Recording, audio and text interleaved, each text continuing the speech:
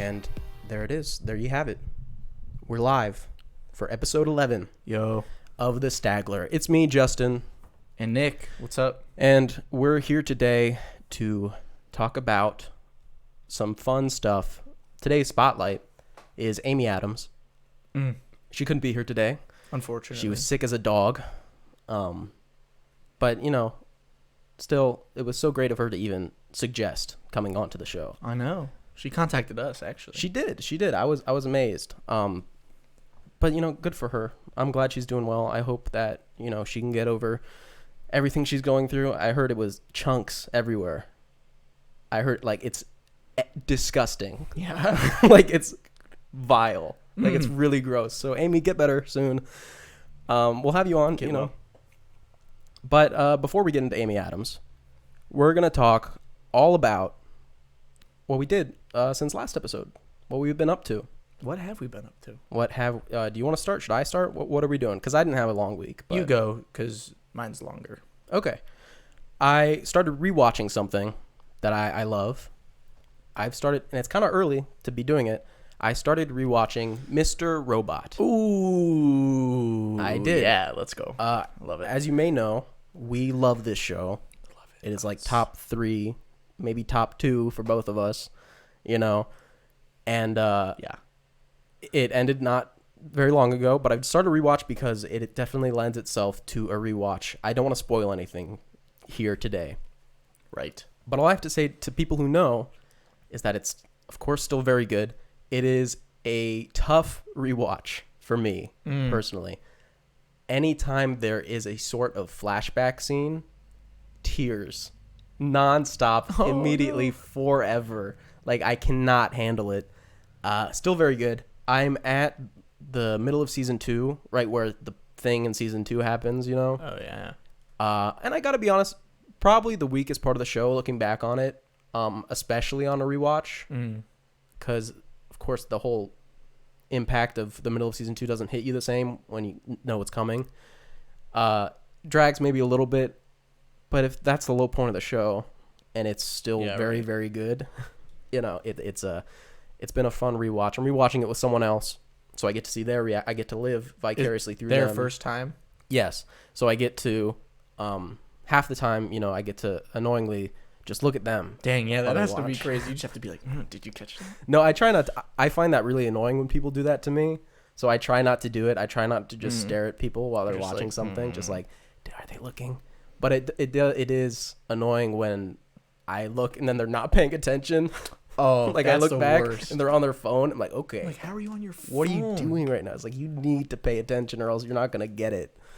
Jeez. But we hit the Alf episode, so that was a fun one to see someone watch for the first time. But yeah, very good. I'll probably be finishing it soon because, you know, we're loving it, so we're just blasting through it.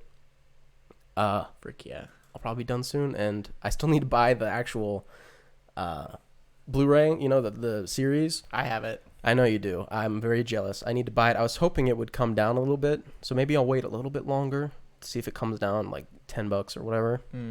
But not that it's expensive, not that it's crazy, you know. Breaking Bad was like, I saw collections going up for like $200, and I was like, okay. But I mean, Mr. Robot's like $70 or something. Yeah. But yeah, that continues. And then I watched one movie, and I watched it.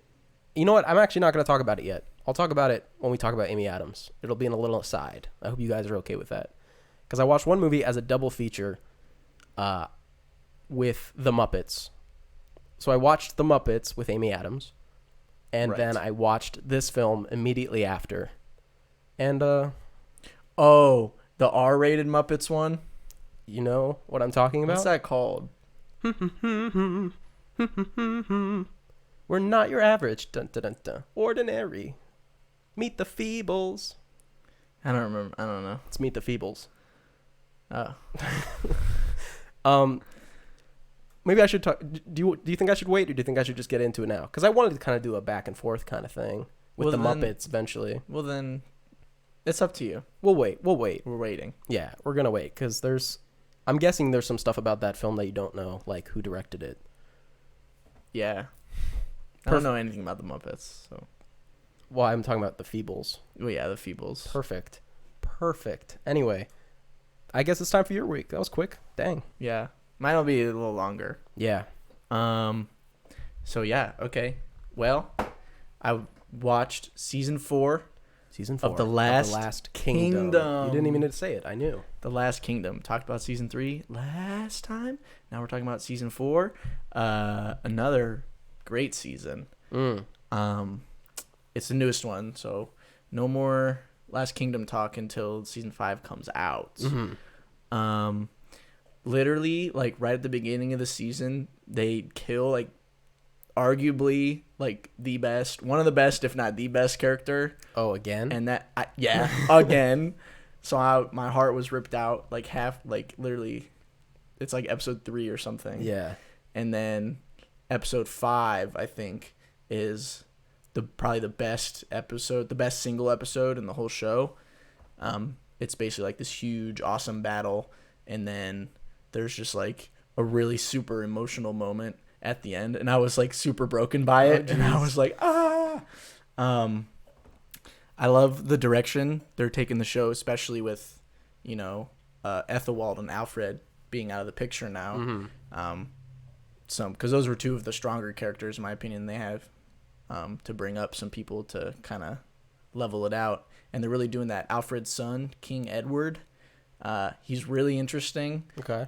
Just kind of like the idea of, you know, he wants to live up to his father, but he doesn't want to, you know, just like be some sort of like king that just like, you know, follows exactly everything that he's supposed to do. He wants to try to make his own decisions or whatever. He's a progressive king. Sure. And he doesn't make the best decisions most of the time.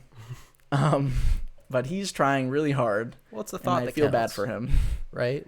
Well, for kings, it's the thought that counts, you know? I Even if guess. a bunch of peasants die or whatever. Sure. A bunch of serfs. He's just, yeah. But the real thing about this season that I really liked is the production of the show is like a huge it's not bad in the other seasons, but it's like they really did some really cool stuff in this season. Like during the battles and stuff, they put like GoPros on like the horses, like literal GoPros. Like when they cut to it, you're like, oh yeah, that's GoPro footage. Right. And the horse, you know, it's just like crazy, just like and like the horses and stuff flying around. It was really cool. They did really cool like angles and stuff in this season that I really enjoyed. And yeah, I'm loving this show. And it sucks I have to wait now, but How long?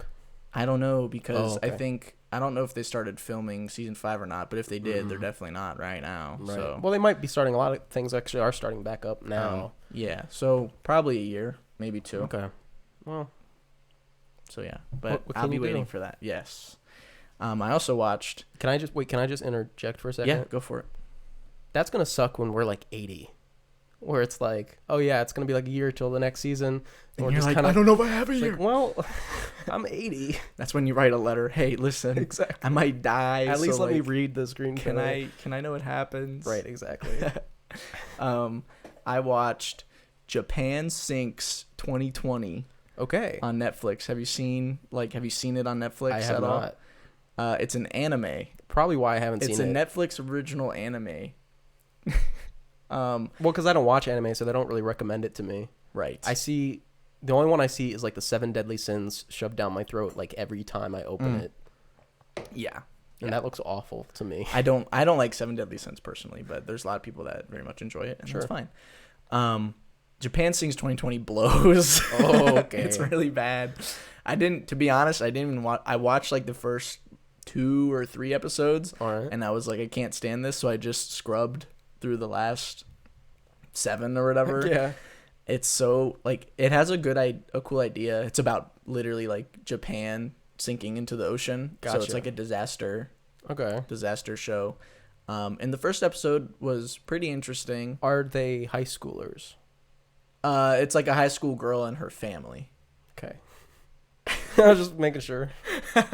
But yeah, it's just the first episode was interesting, but then once it gets going farther, they don't like do anything. I don't want to say they don't do anything, but they don't do anything. Mm-mm. They just like walk around. And you're a fan of like disaster stuff. I like disaster Well, things. Geostorm was like one of your favorite movies, wasn't it? I didn't even see Geostorm. Oh, which one did you see where you were like, dude, Into the Storm. Into the Storm? Tornado movie. That movie freaking rocks.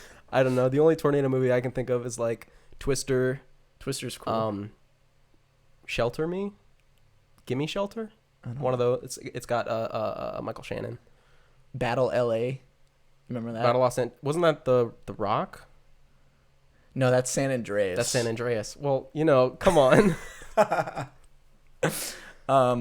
But yeah, and then it just starts getting like, they just start like basically every episode, like one person will die in just like a stupid way.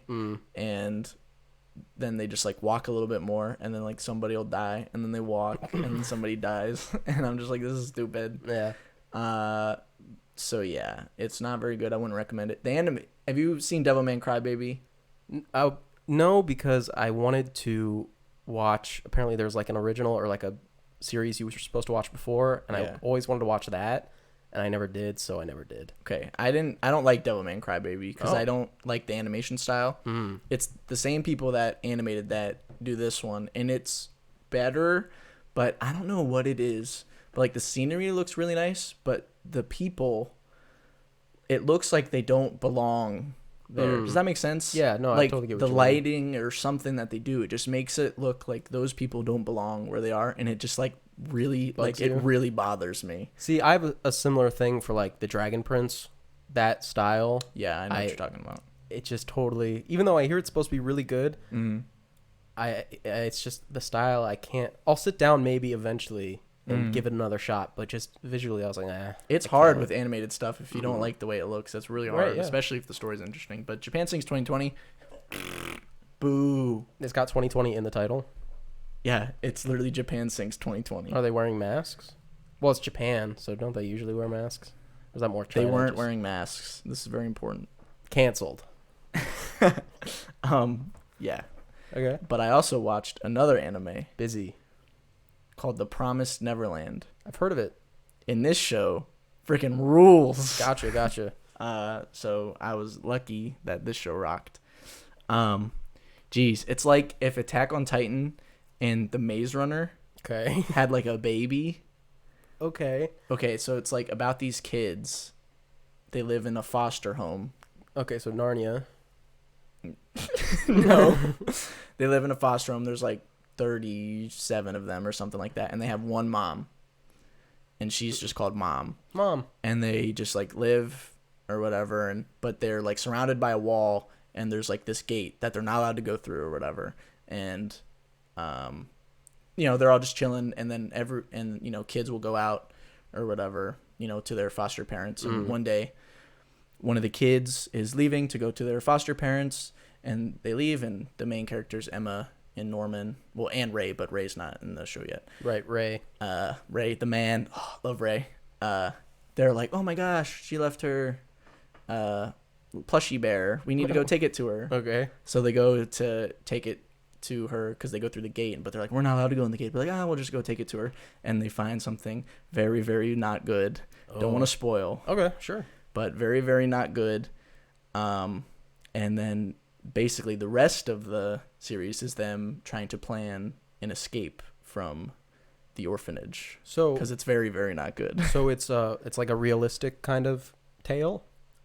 No, because okay, I guess minor spoilers for The Promised Neverland. It's like the first episode. They take the kids when they leave to go to their foster parents. There's like demons that like take them and like kill them because they like to eat them.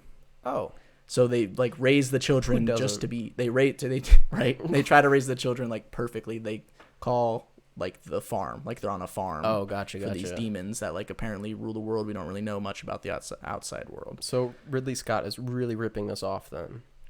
Sure, yeah. But yeah, it's filmed. Well, it's not filmed. Yes, but filmed. It looks like an Ari Aster movie. Oh, interesting. It's so is crazy. This new? It's like 2019 new. Gotcha. It's the animation is like really sleek, and it literally looks like Hereditary. Like I don't know how to explain it, but it does. They do a lot of really cool stuff with the animation that like I've never really seen before. Like lots of like movement. I don't know how to explain it, but like camera movement. Yeah, in animation, which you don't really see too much. Yeah, and there's a lot of like, and if you do see cool. it, it's like really stylized, like lines and stuff like that.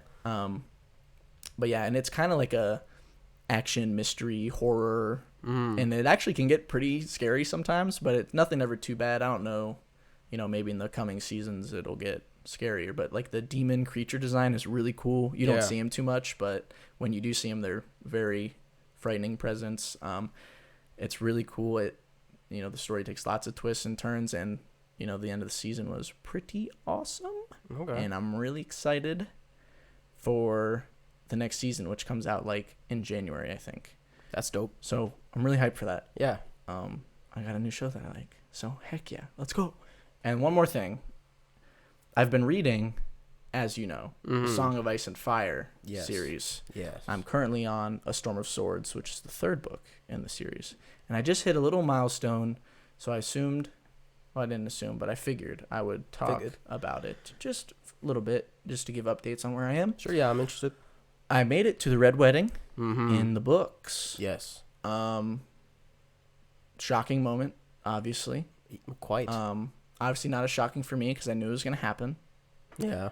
But still, it's very similar, but there are slight differences. I want to let you know. So in the show, he has his wife, Talisa, pregnant wife, who gets killed also at the wedding. Yeah. So in the book, his wife's name is Jean. I don't know why they changed the name in the show, but she doesn't even go to the wedding in the book. She stays at home. So at the Red Wedding, Robb Stark dies and Catelyn, but not the wife because she's at home. So I'm interested to see if anything will happen with her. Right. But I don't know. Other than that, it's literally exactly the same, except it's a lot more brutal in the book. That would make, surprisingly, the baby eventually, like the fourth at that point, or the third in line for like the Stark. Well, I don't know if she's pregnant. It's not confirmed, at least where I am, if she's preggo or not. Oh, really? Oh, okay. Because like Robb Stark's kid would be the one after if Bran and everyone else died. Right. Rickon. Yeah, I don't know. She's probably gonna bite it. Sorry, but yeah, probably. I'm just it is interesting. It's interesting. And we know what happens to Catelyn. Change. Right, in the book she comes back. Oh, that's so fucking weird. Lady Stoneheart. That's really weird. Lady Stoneheart at the end of the book. That's honestly the one thing that I'm most excited to learn about, because apparently she hasn't really done much yet in the books. But that's like a big deal. Right. It's like, unless he just kills her off at the beginning of the next book, which would be stupid. It would be stupid. She has like a real big role that she could play. Yeah, but it's cool. It happens like in the middle of the book, like little bit past the middle. But I kind of sped through real quick just to see like where Joffrey dies in the third book. Okay. I found out, which is interesting because I'm like to see like how far they adapted for the seasons. And the end of this book is when Littlefinger pushes Aunt Lysa out of the moon door, and I was like, that's like the end of the book. And I was like, what? That's like halfway through one of the season, like season 4 or whatever. So it's really interesting to like see like what goes on in like the creators' minds when they want to adapt the show. Just to try to pick their brains a little bit. But yeah, it's cool. The books are really good. Yeah, but they're really long, like 1,000 pages a piece. But I should be done with this one this week, hopefully. And then I'm on to the next one, and then the next one, and then I'll be waiting just like everybody else for the last one. Well, I don't even know anymore because last two. George R. R. Martin has already lied and debased himself. So, did you read what he had said about the newest book? Yeah, it was like if Winds of Winter isn't out on like July 20th or whatever, put me in jail. And it's not here. He's not in prison. And he's not in prison. So, George for Prison 2020. Let's go. Arrest him. So he has to write the book. Like, come on, man. He said it himself. Yeah. Did. It should be legal to apprehend him. I don't know, but yeah. That's all I did though. No progress on Ghost of Tsushima? I didn't get to play it that much this week. Well, did you see the DLC? There's a DLC. You didn't see the DLC? They're adding co-op multiplayer DLC that I think is for free. Oh. It's called Legends, and you fight like demons and stuff. Like, it's cool. Not even... I don't have anybody to play with, but that's cool. Oh, I'm sorry. That's okay. I thought you'd be excited about this news, but now I feel bad. Well, it is exciting, but I don't have anybody to play with because My friends don't like single-player games for some reason because they're babies. But it won't be a single player game anymore. I know, but they're not going to get it. I know they won't. Yeah, well, maybe you can. I saw The Last of Us got like survival mode or whatever. Grounded mode. Yeah, it's like they're ultra hard. They apparently added one life mode. Yeah, that's crazy. Who would do that? I died so many times playing that game. And I wasn't even on the hardest difficulty. Exactly. And they take away your hearing thing too, so you can't even see people. Yeah, nope. Yeah, I don't know. I won't be doing that. Me neither. But yeah, no, not much progress. I mean, I did like a few missions, but I didn't get that far. I'm going to try to play more this coming week. Cool. I mean, it's not. I don't care. Like, it's not like you need to. I know, like, if but you I don't want watch to. a movie, I'll be mad. But if you don't play game, yeah, I don't care. Right. We should have a game episode sometime though. Oh, we will. Yeah. Well, that means that it is time for the news. A decent, a nice helping of news today. Have you heard about Cuties, or in French, Mignon? Have you heard about Mignon? Cuties. So you haven't. It's a Netflix film. That's a little bit of buzz about it. Oh yeah, I know what that is. So the Netflix film, or I don't know if it's a Netflix film, but it's on Netflix. Cuties is having a bit of a criticism going on. Have you seen? I did. There was an image that they used. They changed it now, of these young girls who are part of a dance team, posing extremely provocatively. Like, there's dance, forms and everything, and then there's just like, that is used for one thing only, and that's not okay that a child is doing it. It was really bad. Like, it is really I expected it to be blown out of proportion, but that image with really the title Cuties, extremely foul. Not good. But it is a film about a 11-year-old girl who actually I can find the original description on Netflix. It was a young girl, Amy, is fascinated with a twerking dance crew and wants to join them.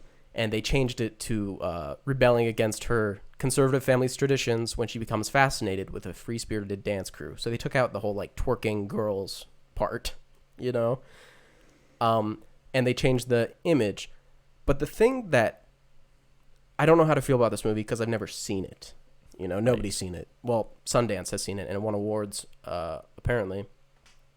But as far as what I've read about it is that the movie is about how the over-sexualization of young girls is bad. Mm-hmm. But there's a weird line when you come to stuff like that, because at what point, like, even if you're criticizing it, you're still attributing to the problem. When you design your film in the way of, like, see, look how bad it is. Look how disgusting this thing I'm showing you is. Like, it's like you're just being part of the problem. But again, I don't want to see the movie. I'll say that. But to form an opinion that I feel staunchly about, I'd want to have seen the movie, but I won't be. Everybody's pissed off about it. They got it to change. Netflix tweeted an apology. They said it, it's not representative of the film, but it definitely blew up, and everybody, had something to say about it. Yikes. Yeah. Not many tough looks for Netflix, but this is a tough look for Netflix. And it sucks because the creator was a French black woman, and, Netflix does have a lot of diversity, but you like to support different kinds of people who are directing. But for this to be, if it was on purpose that they wrote so provocatively to have it garner attention, who knows? If it was just something that they were passionate about saying. But it's just not a good look all around. Nope. It's kind of sour. Cuties on Netflix, September. Yeah. Whenever. There's a new streaming service in town. Ryan Reynolds and Mint Mobile have teamed up. It was like one movie, right? Great. Mint Mobile Plus. Thanks for just ruining any type of delivery. I had a whole thing that I was whatever. Just do it. No. There's one movie. It's Foolproof from 2003, starring Ryan Reynolds. Nice. It was a definite. Just it was total. Did you see the site when it was up? No, I didn't go to it. It was literally 100% just Disney Plus, except it was green and it said Mint Mobile instead of Disney, and it was the same exact layout, entire copy. Very funny. It had like top 10 lists, like top 10 comedies. All of them were foolproof. Originals. Every single one foolproof. Pretty funny. I didn't get to watch Foolproof because by the time I'd gone back to watch it, because I had planned to, the site was already taken down and it was replaced with Join Mint Mobile. I still don't know what Mint Mobile. I guess it's a phone thing. I don't know anything about it, but who knows? So whatever. I guess it was an effective marketing scheme. I know the name Mint Mobile now, but I just have an inkling of what they are. Mint Mobile, baby, let's go. But yeah, it's short-lived, but I would love to see the actual statistics for how many people actually watched Foolproof. But did they watch like the number 4 on the top 10 list or the number 3? Did they watch the originals or the mostly originals? Exactly. I just thought that was funny. There was a new trailer that came out. There's actually 2 new trailers. We just watched one. But Death on the Nile trailer was released. It was. Which is a sequel to the 2017 Murder on the Orient Express. It's a sequel? Well, yes. What do you mean? Does that surprise you? I didn't know. Did you see Murder on the Orient Express? No. Oh, okay. Well, have you read it? No. Well, do you know of it, though? Yeah. Okay, so you know the plot, because everyone knows the plot of Murder on the Orient Express. I think. Everybody did it. Yeah. Okay, yes. Spoilers. I was just wondering if I was about to say, if you don't know, wow, don't look it up, because that's a very interesting perspective you would have. You're on a roll today. I'm just ripping it in half. Anyway, I liked Murder on the Orient Express. I didn't like it as much as the Linney version, but it was still very good. Production wise, I thought it was pretty phenomenal. Because like actually being on the train, I was really convinced that I was on a train the whole time. Now we're on a boat. Well, yeah. Death on the Nile. I think there's a trilogy that Christie wrote. I think maybe with Hercule Poirot or whatever his name is, the detective. I don't know Death on the Nile, but everybody I know who's actually read the stories say that one's their favorite. This one, Death on the Nile. So that is exciting, and also I don't know the mystery already, so I'm very excited to see this one actually, and it's got Gal Gadot in it, which is very exciting. Yeah, yeah, that seemed interesting. I don't want to say I'm like anti murder mystery movies, but I like them. But I don't like Knives Out. I'm not like super into them. You know what I mean? Yeah, I like Knives Out. Well, neither. Yeah, okay. I don't want to make it seem like I'm super into it. I know. I was just saying. Yeah, sure. And the poster is like exactly the same as Murder on the Orient Express, which I think is stupid. I get it. It's a sequel now, but like. Well, it's probably gonna be a trilogy. Stupid. They're all gonna be the same kind of. It's theming. like exactly the same though. Like exactly the same, except instead of the train, they just like cut the train out of the Murder on the Orient Express and then put a boat on it, and they were like Death on the Nile. I don't know. I think it's just. It probably would have been better if the movies were closer together. Sure. Like yearly releases, but instead they're bi-yearly. But yeah, it's cool. We watched another one with Gal Gadot trailer that released. Gal Gadot. Wonder Woman. 1984 night. 1984 night. I don't think anybody knows how we feel about Wonder Woman. Do you know why I said 1984 night though? Why? You didn't see that? Yeah. No. Okay, well we're not a gaming thing, but apparently Apple like removed Fortnite from one of their app stores or something, and Fortnite released like a really awful video that was like black and white of like, don't let Apple turn Earth into 1984. Stand up and fight against Apple for defacing Fortnite. Whoa. And it was interesting. It was a very weird thing, but we won't get into it. Interesting. Just know that what I said was very funny. Ha hilarious. Anyway, how do you feel about Wonder Woman? We don't know. How do we feel? Yes, actually, how do we feel? You apparently feel 4 points stronger than I do. We don't like Wonder Woman. Don't cancel us. Oh, I don't like. Well, no. Here's the thing. Well, explain it. You're the one who brought it up. Explain our thoughts, please. You want to go? The mustache is stupid. The mustache ruins that movie. If they had him shave, that movie would be saved. But he doesn't shave, and it's so dumb. It's literally okay. Well, there's no context whatsoever for what I'm saying. We can. get into it at a later date. Later. Okay. We'll talk about why we don't like Wonder Woman. We don't like it, and the long and short of it is just change the mustache. It literally doesn't make sense. Right. They can do it in Justice League. They can do it in Wonder Woman. Exactly. Let's go. Let's go. DC has the tech. Moving on. But yeah, hold on. Wonder Woman 1884 looks stupid right. We didn't too. even talk about that. Yeah, So, it also looks dumb. It's got Gathy, which is cool. so yeah, Cheetah. It's got Cats 2 actually. It's just called Wonder Woman 1984. Cats 2 featuring Gathy. Yeah. I'm okay. ready. Yeah. Don't cancel us. It looks fine. What's next? It could be good though. Like honestly, Oh yeah, it could be good, of course. 'Cause Any if they- movie can be good. as long as Kristen Wiig doesn't have a mustache, I think we're see. gonna be good. We're rolling. Sofia Coppola has unveiled. We're moving on. Sofia Coppola has unveiled new details about her big Bill Murray reunion on the rocks. Now, Sofia Coppola, I think the last thing I saw from her was Lost in Translation. So, Mine was the Bling Ring. The Bling Ring, yeah. And you said you like The Bling Ring. Lost in Translation, very good. Did like the Bling Ring. I mean, Sofia Coppola. She's. I mean, it's kind of scary to be her a little bit. I think, not now because everybody knows that she can do what she does now. But the shoes to fill, Right. a little intimidating. The looming shadow. Right, exactly.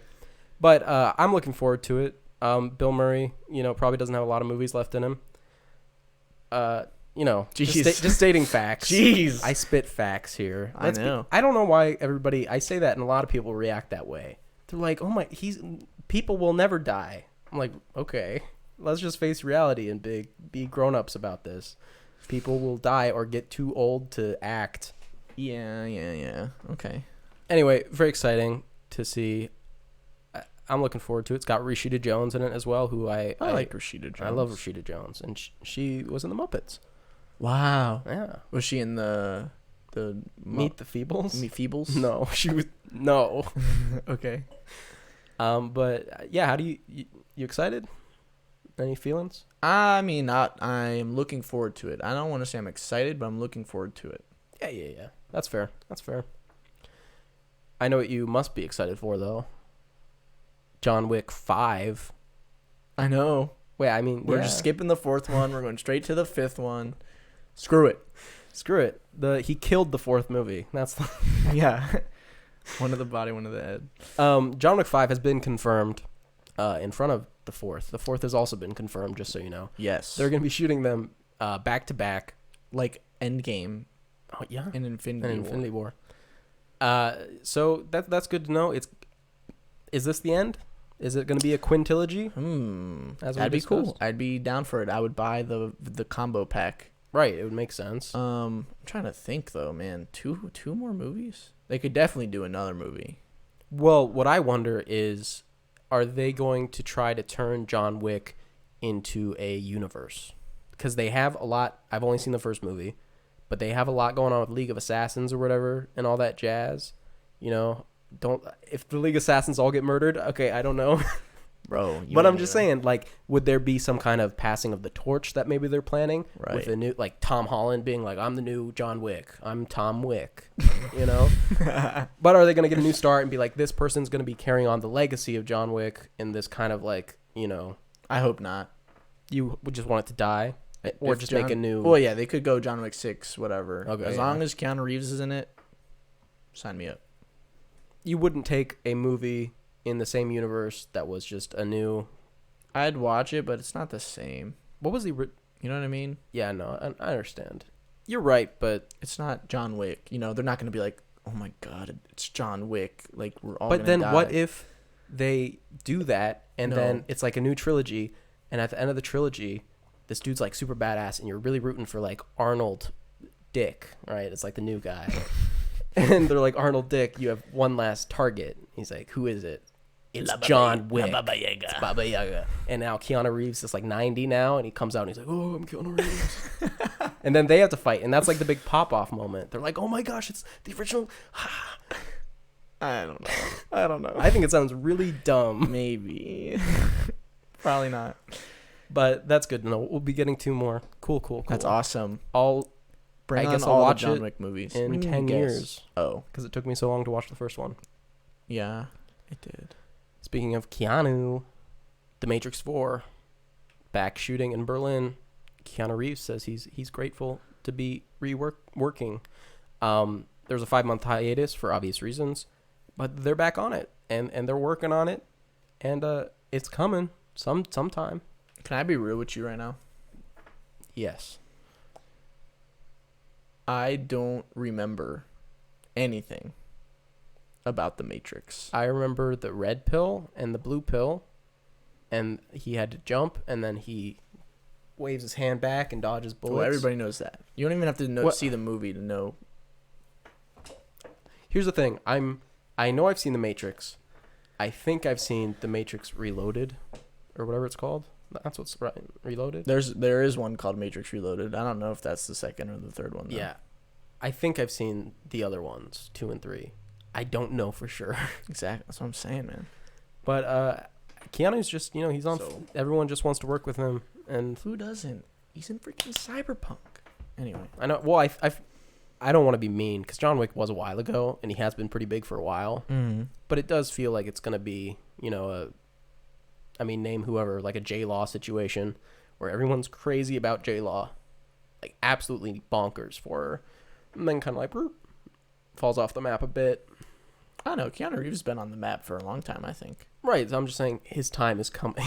It's not. Nah. He is immortal. You think so? Yeah. Maybe.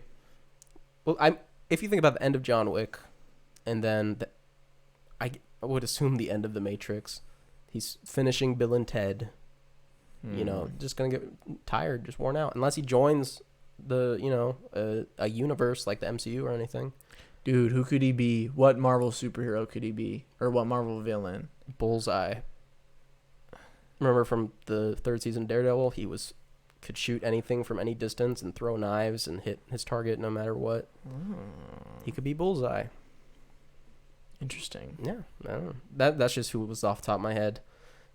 He could be, I don't know. Maybe you could just make cameos in every movie ever. Just replace Stan Lee. Yeah, but he's Maybe he Keanu. could play Stan Lee. He could put on the glasses and do the hair. There we go. That sounds like the most disrespectful thing. Now we're talking. We're talking. Yeah, come on, Keanu. Speaking of people coming back, I guess Ben Affleck, the Batfleck, will return, even though a year ago he said that the Batfleck will not return. In The Flash. What? In The Flash, Ben Affleck is coming back. He will play Batman again after Robert Pattinson has already played the Batman, new Batman. Ben Affleck will be the Batman, old Batman, in the new movie The Flash, coming 2022. Yeah, okay. No comment. I mean, the director himself confirmed it, and It's so dumb. Okay. tell me, why is it dumb? Tell me That's how you dumb. feel. Okay. I'm not anti Ben Affleck's Batman, Okay, but it's not how can you be? What did he give you to be against? but it's not the best. And especially Robert Pattinson's taking the wheel now, and then Ben Affleck's like, you know what? Nah. I guess he can do here's the whatever he thing. wants. It's gonna be like the Justice League Flash, right? So Ezra Miller. it would kind of be weird to have him just be like, "Oh, hey, Batman," and then it's Robert Pattinson. Yeah. Well, isn't the Robert Pattinson one Separate. disconnected? Yeah, it's something like that. I don't Who knows? remember. Batman has just been through a lot. Batman has been through a lot. I think he could have been a good. Why are we talking about it? There's Right. We'll get to Batman v Superman later. Don't worry. At some point we will get to it, but for now we will move on. Let's talk about the highest paid actors of 2020. Me. I'm number 1. Really? What were you in? The Invisible Man. You were the Invisible Man. I was there the whole time. Oh my gosh. I can't believe I didn't place you. I was looking and I was like, he looks familiar. But that's amazing. Exactly. Did you know I was in that too? Really? Yeah, I was the Invisible Man. Bro, we were on set together. That's so crazy. sick. I didn't even Ben know. Affleck was in it too. He was in his bat costume and everything, but he was invisible. Dang. That's crazy. Yeah, it was weird that they didn't call it The Invisible Men. I think it was a typo. Because there were like 40 of us. Whatever. I was in Petrie with a brisket. I was in Cut a Little Off. Clank. That's what I was in this year. Nice. But moving on, let's see who it is. Number 1. Wait, shouldn't we do like 5 to 1 instead of 1 and down? Well, that's how this website set it up. So just scroll the other way. Fine. Oh, geez. Number 10. We talked about him what before. Really? Jackie Chan. What's he even been in lately? Well, I'm pretty sure he's making movies, Eastern. Oh. And he made 5 movies in the past year. What? And he does a bunch of endorsements and licensing stuff. That's where he kind of, he does a lot of that. Go for it, Jackie Chan. Jackie Chan. We just talked about him. We did. Good for him. 40 million. 40 mil. Not a bad take home. Not a bad. Number 9. Adam Sandler. The Sandmaster. 41 million. The comedian has found his home in Netflix. He signed another deal to create 4 more movies after his film Murder Mystery, which have you heard of that? Yes. Okay. Became one of the streamer's most popular films of all time. It seemed interesting. I didn't even know it existed. It's like him and Jennifer Aniston. Oh, cool. Yeah. Yeah, that's neat. Number 8, we got Will Smith. Not surprising. 44.5 million. He's got an upcoming role in King Richard. I don't know what that is. He plays Richard Williams, who's like Serena and Venus Williams' dad. Oh, that sounds interesting. It does sound interesting. That sounds actually. really interesting. And he fills the earning gaps with mobile phone hits, including a Snapchat. Oh, like his Snapchat and Instagram makes him money. What about his YouTube channel? Why are they not? It's rewind time. Yeah. Wow, that's hot. I never saw. I just saw the memes. Oh, okay. Yo. Number 7, the man, the myth, the legend, Lin-Manuel Miranda, 45.5 million. Nice. Hamilton. They got Hamilton for 75 million. List for the first time of actors. It makes sense. Hamilton was such a runaway success. And In the Heights is going to come out next year. In the Heights. Which should probably be another payday, but he's not acting in that. I don't think. No, he's directing. Yeah. Number 6, a man we all know and love. From the bottom of our hearts, been with us for so long and has touched so many lives. Akshay Kumar. Just what a legend. 48.5 million. I feel like a dick. The only Bollywood star on the list, Kumar is working on his first television series, The End, for Amazon Prime. That's cool. Most of his money comes from endorsement deals, though, because he will shill for anything, including multivitamins and toilet cleaners. But you know what? Make that money, bro. He is in like every Bollywood movie, though. Make that money. Do whatever you need to. Number 5. Yo, let's go. Let's go. Street Sharks, Vin Diesel, 54 million. Love Vin Diesel. The Fanine star. Family. Oh, how's your Vin Diesel impression? Family.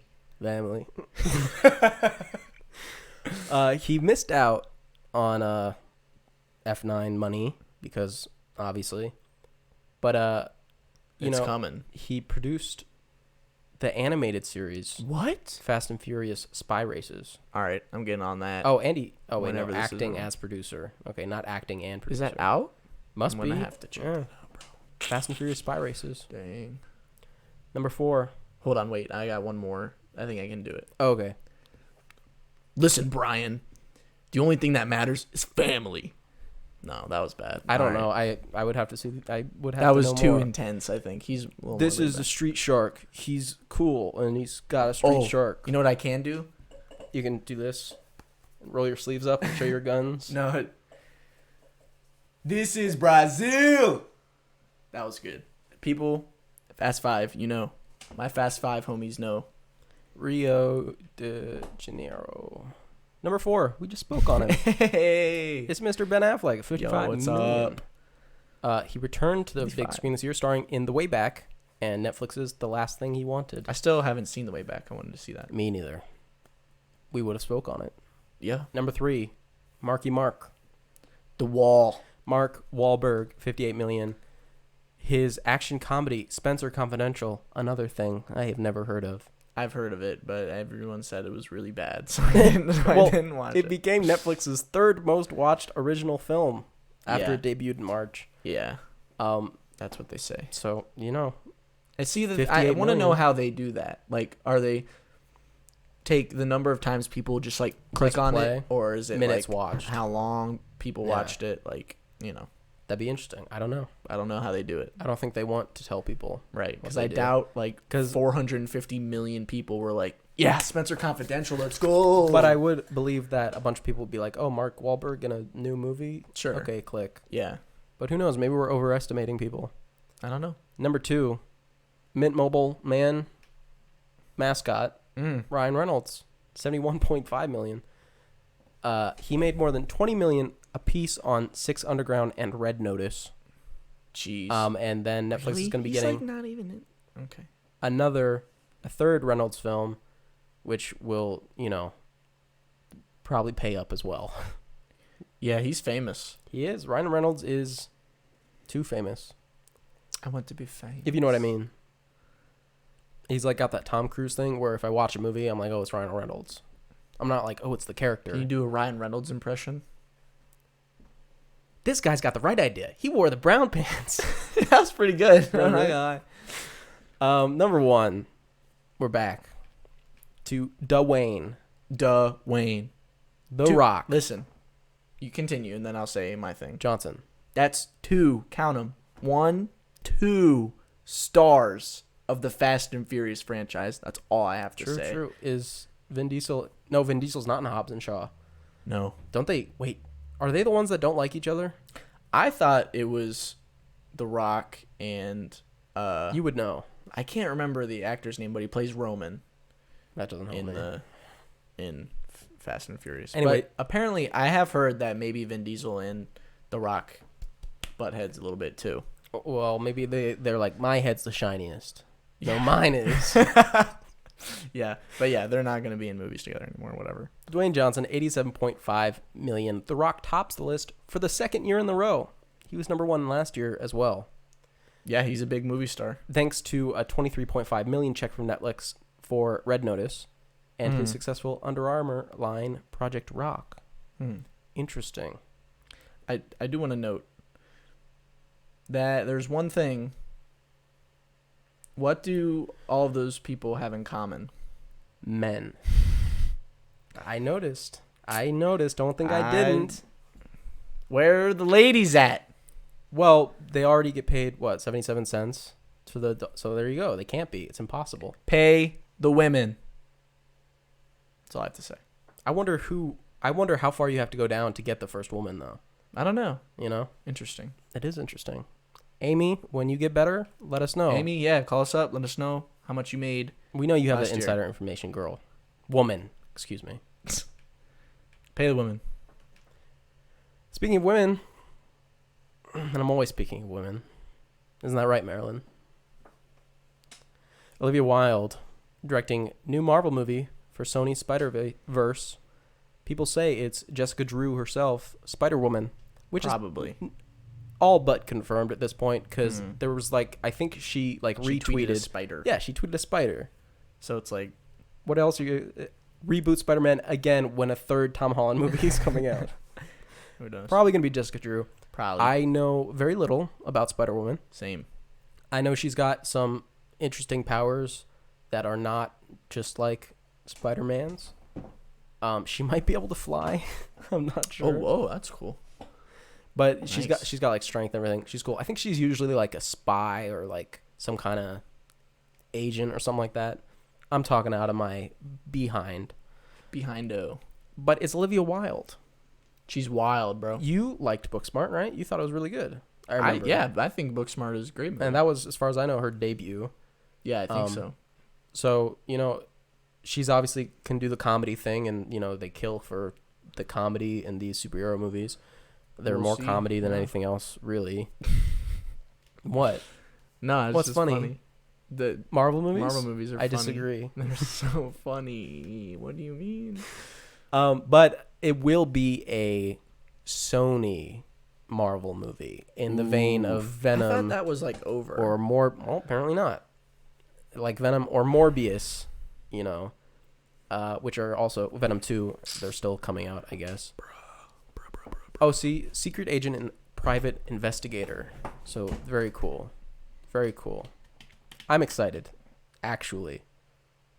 I am. I don't know why. I'm more excited for the Sony movies than any other movie because they're so weird. Yeah, but Olivia Wilde they like to do. They go crazy. With it. So good for them. Good for her. And to have this be her second film, that's pretty good. That is pretty good. I want to continue. I want to make sure. Okay, cool. She's a very talented actress, so maybe she'll make a cameo. I would die for that. That's very cool. Did you want me to keep talking about Spider-Woman, or can I move on entirely? You can move on. Great. Perfect. Speaking of Jared Leto in Morbius, director Garth Davis, who directed Lion, is going to direct Disney's new Tron movie with Jared Leto. First thing I got to say. It is. We were correct. Oh, cool. Jared Leto, not exactly who I would imagine my first pick for a Tron movie. Yeah. I'd go with like Chris Pine. Tron. No. Or Olivia Wilde. Weren't they both in Tron Legacy? I don't know. I never saw Tron. Oh, really? Sorry. That's funny. Olivia Wilde and Jared Leto. Then this story. Oh, cool. Wow. But, yeah, he did Lion, which is a great movie. I do like Lion. The credits could use some work, but everything else was fantastic. Bro, don't even get me started. Should we even mention? Okay, literally the end of Lion. Heart-wrenching. Absolutely, incredibly emotional. You're in tears, guaranteed. You're crying. You're sobbing. You could be, yes. You're blowing your nose. Yeah. And then all of a sudden, you just start to hear. Just a very upbeat. It's a famous like singer. Sure. Apparently, a very upbeat pop song about like never giving up after like a very soul crushing ending. It's just and then it's like not good. Like imagine if you watched The Boy in the Striped Pajamas, and at the end of it they played Just WAP. Dance. Oh, I thought you were gonna do WAP. What? No, WAP with Cardi B. See, I haven't listened to WAP yet, so neither have I. I'm trying to avoid it. Why? You try to avoid WAP? People say, well, I hear it on like TikTok. I thought it was WAP because she's like WAP, WAP, WAP. So you have heard it? Well, on TikTok, not the whole song though. Okay. Yeah, but like, yeah, you watch Boy in the Striped Pajamas, and then WAP comes on. Yeah, or Just Dance by Lady Gaga. This is equivalent. That's kind of how it is. It's really bad. Anyway, it is a little weird for him to be jumping to, huge, CG heavy, like action film. I assume like action adventure kind of thing. Not that it hasn't been done plenty of times in the past, but the fact that it's gonna be. Like, when you do a Marvel movie, you have all the people who have done a million movies like this before. And I'm sure his crew is going to be, acclimated to these types of films. But it is just a weird jump sometimes. I wonder how those decisions are made. Like, who sees Lion and it's like, wow, this guy can make a $250 million freaking action blockbuster. This guy can do Tron. I can tell. Like, did he, who knows? Who knows? I have no idea if it's a continuation of Tron Legacy. Or if it's like another I have no idea. I don't know. But we'll find out eventually. You know what we talked about on our first episode? Lots of things.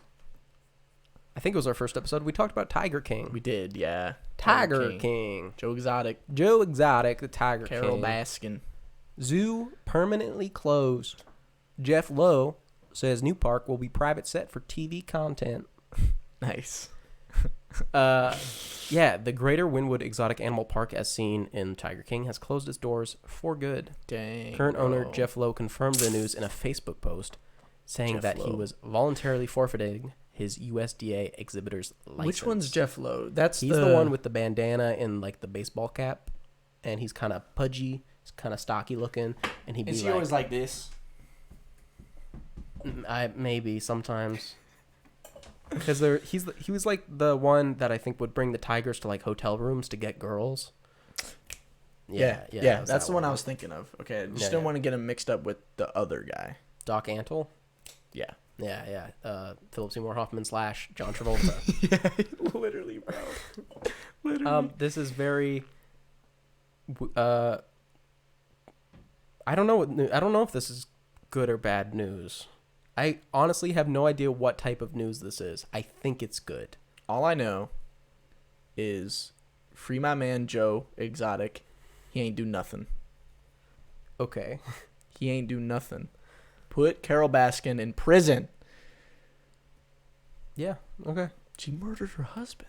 Allegedly. How many times do I have to say that word? Carol Baskin killed her husband, whacked him. Allegedly. Can't convince me that it didn't happen. Allegedly. Fed him to tigers. They snack him. Carol Baskin. I just got what you're doing. Other things going on.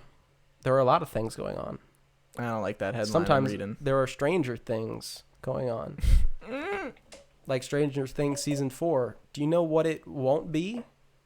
Wait, you don't like this? I love this headline. What won't Read it be? the whole headline. Okay, yeah, I guess it is good. Read the whole headline. Stranger Things Season 4 won't be the last, but it should be. And I cannot agree more. But I don't really have much of a stake in it because I've only watched Season 1. The last season should have been 2 seasons ago. It should have been a limited series. Yeah, exactly. Or alternatively, it should have been an anthology show like Fargo Yes. or Mindhunter or something like that, you know, where it's not Hawkins in Seasons 2. Now it's Yeah. Blockins, and it's in New York. Yeah. I don't know. Yeah. Season 2 is okay. Season 3 is bad. Season 3 is bad. I'm just saying that it sounds like they're going to turn Stranger Things into like a never-ending story. No, bro. I literally forgot that happened. Oh my god. I hope there's more musical segments in Season 4 and 5 and 6 and 7. Here's the thing, though. These kids are going to Not grow kids. up, so it will have to be in like the 90s and then eventually the 2000s. If this... Never mind. I was about to say something very offensive. I'm able to stop myself. I'm proud of you. But it's going to go to like the 90s, you know, at least because they're like kids in the 80s. They're going to be adults. You can't still say it's the 80s, right? Time travel. They might do that, though. That's the thing. Like, that's totally plausible. Yep. Do you want to talk a bit more about the series, like how you feel about it season to season? Because I saw season 1. I loved it. I thought it Season was 1 really is good. great. Yeah. Season 1 is really great. Season 2 is good. Okay. And season 3 is like trash. Here's what I heard. I heard that they left Hawkins at the end of season 3. Some of them. Okay, how is that going to work in a season 4? Do you have any idea? Nope. Okay, interesting. Okay. I have nothing more to add. Good luck to the cast and crew. I hope you all the best. The bros, whatever they're... I can't remember their names now. The bros? The bros. The brothers that make the Oh, show. yeah, me neither. Something brothers. Ross, the Duffer brothers. Is that what it is? It says Ross Duffer, one half of the sibling duo. Oh, yeah, okay. So Duffer the brothers. The Duff bros. Yes, the Simpsons beer bros, right? I don't know. Duff, isn't that the beer? Whatever. We're done with news. We've finished. We've defeated Now news. it's just olds. Now it's olds, but you know who's not old enough for me to not yet? Bro. It's Amy Adams. Or should I say Amy Lou Adams? Amy Lou Adams, the queen herself. Everyone calls her Amy Lou in the business. If you see Amy Adams in public and you call her Amy Adams, she'll know you're like a fan. But if you go, hey, yo, Amy Lou, Amy Lou. she'll be like, oh, you're from the 616. She'll be like, what? Okay. We watched a bunch of her movies. We did. We've already seen a bunch. We've already seen a bunch because she is a good actress. But we got to catch up on some that we might have missed. Yeah, and we're going to talk about them in chronological order. We thought that would be best. That'd be simplest for everybody. With a lot of them. Not all of them, but a lot of them. Yeah, so I don't know how long it'll take us to talk about each one, but, you know, we'll see what's up. because we haven't seen all of them because there's a lot. We tried our best. And there's some where she just shows up for 2 seconds, so why would we watch those? Yes. But some of us did watch those. Unfortunately. So I want to start, or actually you want to start. Do you want to start? I'll start.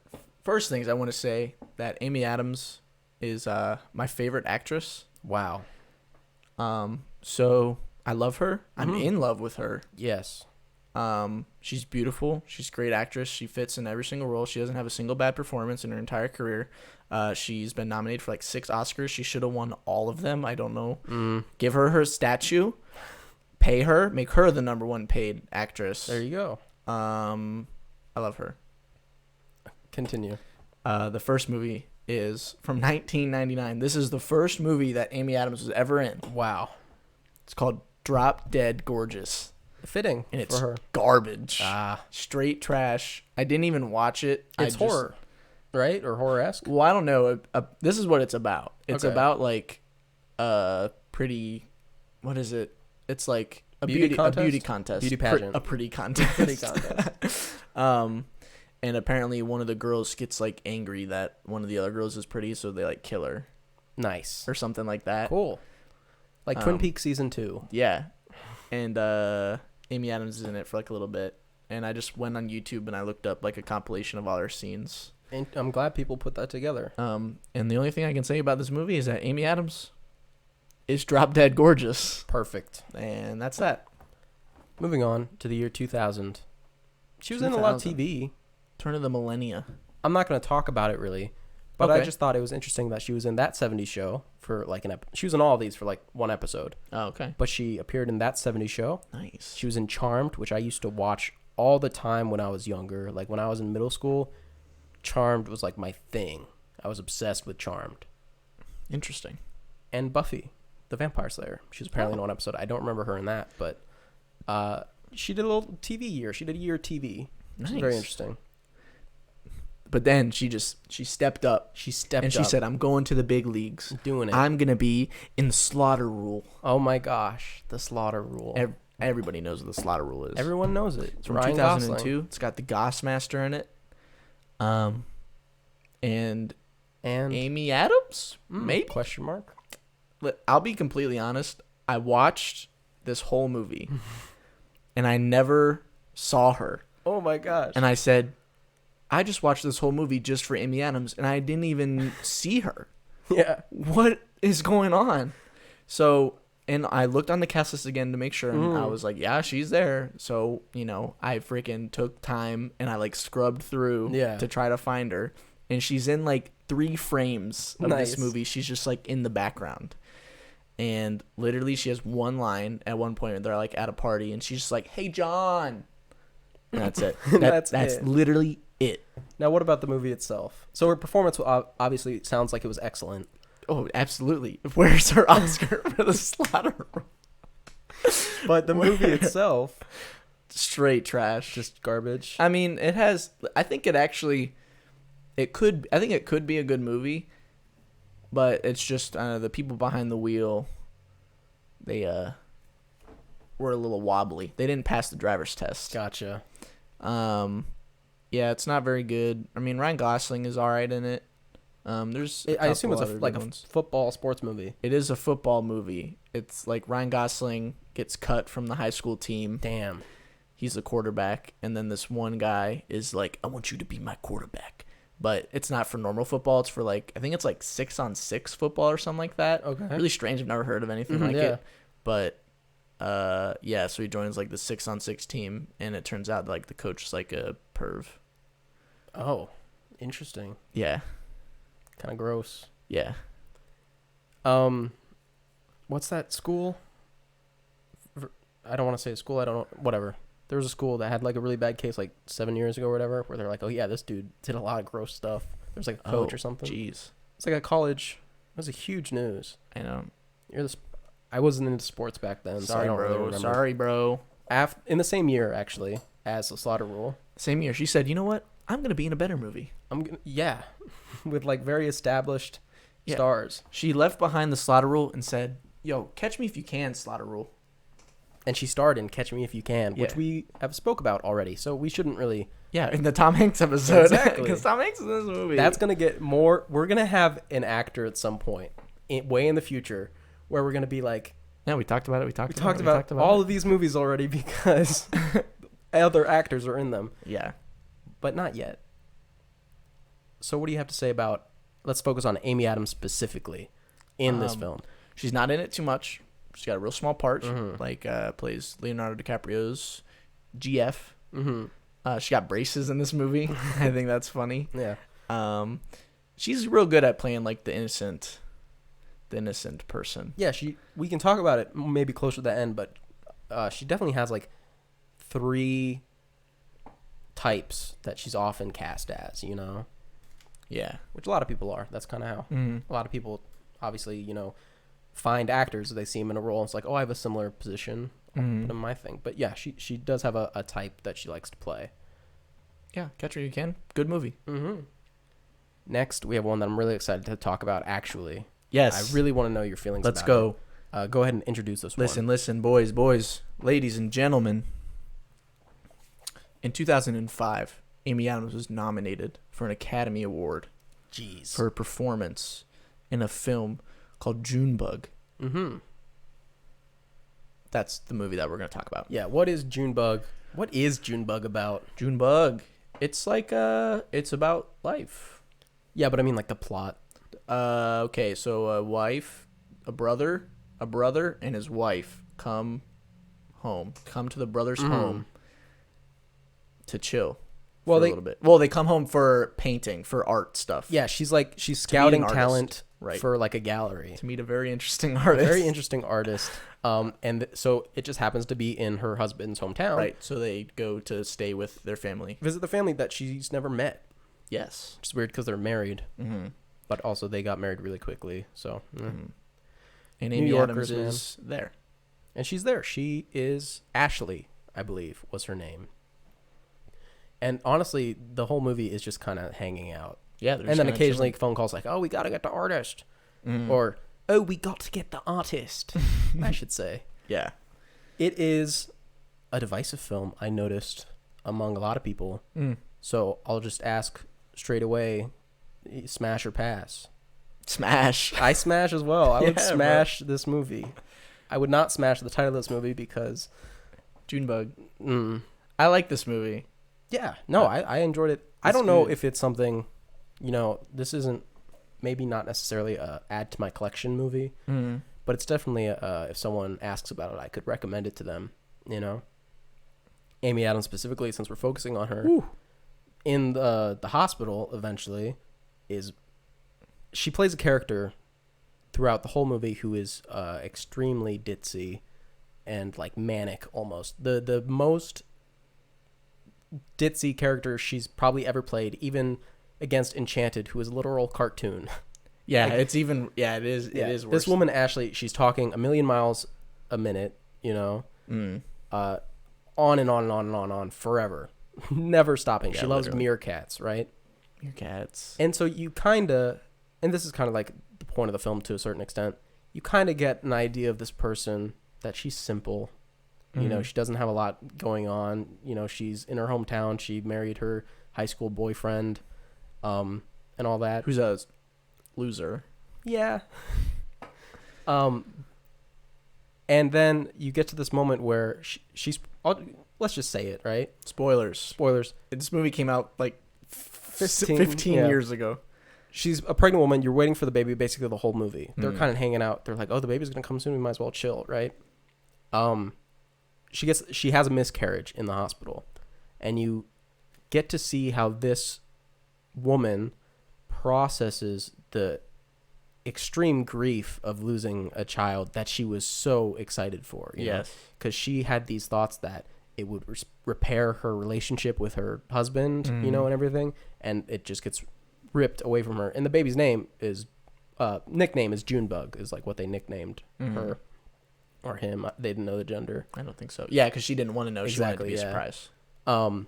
So seeing a character who appeared so simple on the outset, having to deal with these very complex emotions and breaking down, in front of her brother-in-law, it was a very powerful scene, and Amy Adams knocked it out of the park. Woo! 100%. Straight killer. Yeah, if they didn't play that part at like the clips they What show else are at they the gonna Oscars, play? I'd be like, bro. If they didn't play that, she'd be like... Actually, there was one line from her that I really liked, and I don't know if it's from something or if it was totally like this movie. Okay. But she's talking to her husband, Johnny?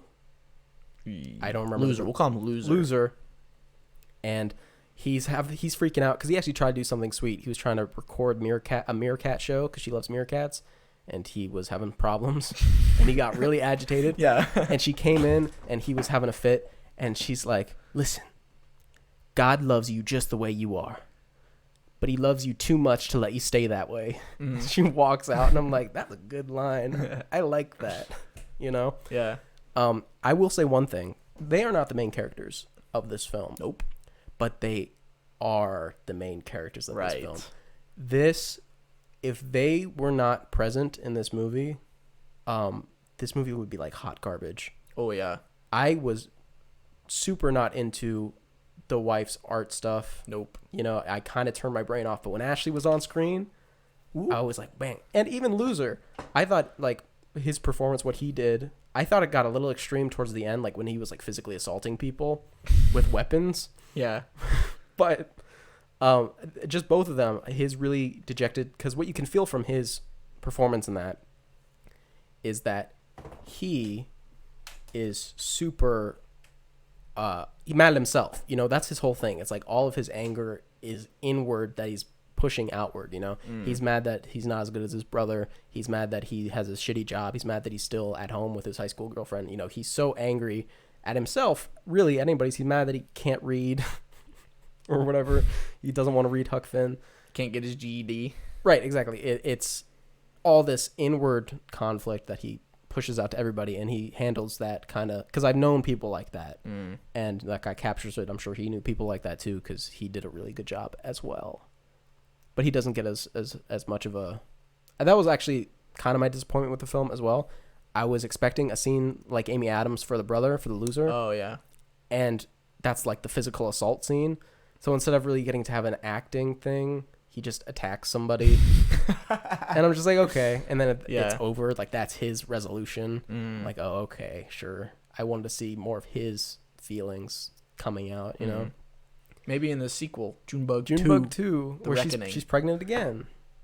And they're like, well, here we go again. Here we go. He'll be all excited for it. Yeah, and maybe the main woman will be pregnant too, and they'll have, like, double. Alien babies. What? Yeah. No. But yeah, I really liked it. It is good. It was very good. I wanted to mention the opening credits of this movie. I liked them a lot. Do you have any feelings about them? I thought they were a little pretentious. I liked it. Okay, sure. I like the font and the oh, you mean the shade literally of red? The opening credits? Yeah. Like the actual graphics? Yeah. Oh, okay. Yeah, they were cool. Yeah. I like the font and the shade of red. I really liked it. It reminded me of A Star Is Born, kind of. I don't remember Star Is Born. Fair enough. That's all I have to say. Amy Adams made this movie. Yep. She should have won. She should have won. She should have. Moving on. We have the first real comedy that she did, which is Talladega Nights in 2006. My favorite comedy movie ever. Wow. I love Talladega. I've seen this movie so many times. I know you have. It is a good movie. I'm not down on it. I think it's really funny too. Will Ferrell. You will have to fight. We would have to fight. She plays his shy, reserved, like, assistant lady. Yeah, slash, like, until the end. Till the end. She, again, first time doing comedy. I don't know if she was, like, the funniest in it. Like, they kind of played her a little bit straighter usually. Yeah. The comedy was when she wasn't playing the straight man, you know, when she did, like, when she had the freak out, Ricky Bobby isn't a thinker. Ricky Bobby is a winner. A driver, whatever. Or I forget what she says too. Pretty sure it's driver because that was the trailer. Was like that line. Ricky Bobby is a driver. But the movie itself, I guess I wish she had more. You know, in hindsight, I need more after they get together. Ricky Bobby and her. Yeah, exactly. It's your favorite movie. What do you have to say about it? What do you love about it so much? It's just funny. There's nothing to it. It's just movie makes me laugh every single time without fail. My favorite part of the movie is John C. Reilly. I think his character is the bomb. I don't know why, but the funniest part of the movie to me is after he had just kind of screwed Ricky Bobby over, and he's in this new big house, this mansion with his wife. Yeah, right. Yeah. And he calls him, and he's like, "I think this place is haunted." That scene always makes me crack it's up. So good, you know. And then Ricky kind of falls back into it. He's like, "Why am I even talking to you?" Yeah, I think that's hilarious. He's like, if you have the TV and the stereo on at the same time, how do you control the volume on the TV? Yeah. No, it is what a funny movie. I like it because it is just like charming, you know. It encapsulates a life that like isn't really real. They make NASCAR drivers like it's LGBT also. It is, isn't it? The French guy, Jean Girard. Yeah. That scene's uncomfortable. It's so funny when they're like doing the like piece on Jean Girard on like the Speed Channel or whatever, and they're like, Jean likes to spend his days with his horses who are also gay. Yeah. Yeah. Oh, dude. No, it's got a good one. Molly Shannon shows up for a little bit. She has a little bit part. That's a funny one. Oh yeah. Good film. Good film. I love Talladega Nights. Yeah. The Ballad of Ricky Bobby and Amy Adams for a little bit. Right. She should have been nominated for this movie. I don't know why she wasn't. Fair. But whatever. Fair. That's okay. The Academy notoriously doesn't make the best choices. Yeah. Also in 2006, she did another film, which I'll be real, I didn't rewatch, and I don't remember her being in. Right. But her name in the thing is she plays Gorgeous Woman, so I'm guessing she wasn't in it a lot. Gorgeous Woman. What a great... That is it right there. Right. I mean how else? That just tells me that she blew it out of the... knocked it out of the park. Where's the nomination? Because she is a gorgeous woman, and that's what she did it maybe the best that's ever been done, you know? But this was Tenacious D in The Pick of Destiny. Have you seen this movie? Nope. It's Jack Black. Back. And he's a guy, if I remember correctly, he just loves metal, you know? He loves Dio. And and Dio talks to him and he's like, Jotaro. And they gotta fight the devil with the Pick of Destiny, and they gotta have a guitar off. A guitar off, exactly. And he's gotta use his boner to push a button. Oh, for lasers. Okay. It is a total off the wall, like almost like Tim and Eric kind of comedy, you know. They go to like a candy land at some point. It's a very cool movie. Interesting. Don't know if it has aged well, because I haven't seen it in a long time. Probably hasn't, but who knows? Maybe. Next we have the biggest snub of her career. Absolutely, bro. 2007, she was an Underdog. She played Polly, and if you ask me, she's the only version of Polly that I accept from Underdog. Like, there is no other Polly. Like the old 2D. No, it's Amy Adams as Polly. Again, super gorgeous in this movie. She's like a French poodle or something. No, not one of those. She's one of the ones with long ears. One of the dogs, like little lap dogs with the long ears. Lady and the Tramp. She's a lady. And super hot in this one. She's never not. Even when she's voicing a dog. Yeah. She's still really attractive. Come on. Have you seen Underdog? Yeah. Like when you're younger? Yeah. This was the first time I noticed that Peter Dinklage was like a person, because I'd seen him in Elf. Oh, geez. I don't... And then I was like, oh, he was an Elf. He was the guy from Elf. And I was like, wow, this guy's cool. Oh. And then the next thing I saw him in was either Tiptoes or Game of Thrones. It was one of the two. Underdog. Snub. Underdog. Have no fear. Underdog is here. Yeah. No need to worry. Underdog is furry. Yeah. I think I remember, like... No need for fright. Underdog much. is bright. I don't know. He tries to come up with a bunch of them before he does the underdog. I don't remember much from Underdog, but He's a dog and he has superpowers. I know for a fact that it's worse than Firehouse Dog, which is goated. Oh, You seen Firehouse Dog? I have not. I haven't even heard of with it. Josh Hutcherson. No. You haven't seen Firehouse Dog, Mm-mm. bro? Have you seen Hotel for Dogs 2? Not two. Seen the first one. Dude, Hotel for Dogs 2. Hotel for Dogs. Yeah. Dude, Firehouse Dog. The people that know. Okay, Underdog. Go see it. It's good. Oh, I remember actually. One quick thing was Peter Dinklage always wanted to pet the dog. Oh. And everybody on set would be like, stop. Don't pet the dog. He's acting. And he'd be like, oh. What the heck? Well, because like you're not supposed to, because the petting is like what reinforces them to act and stuff like that. Like petting and treats, it means they're like doing good. So if he's petting him and the dog's not doing what it's supposed to be, it's like reinforcing. So just beat it when it's when No, it, it's when pet. It's don't pet it when it's not doing what it's not supposed to. They yell cut and they just started kicking the dog. That's not funny because that's definitely happened at some point. I know. I'm sorry, Marmaduke. I think there's something in the air today. Next, we have a movie also from 2007. This movie's good. This movie is good. I rewatched this movie. Me too. I watched it today. Oh, really? I literally watched it this morning. Good. This movie is Enchanted from Yeah, this movie's 2007. good. Amy Adams plays Giselle. Giselle. Who is like a kind of like a She's a princess.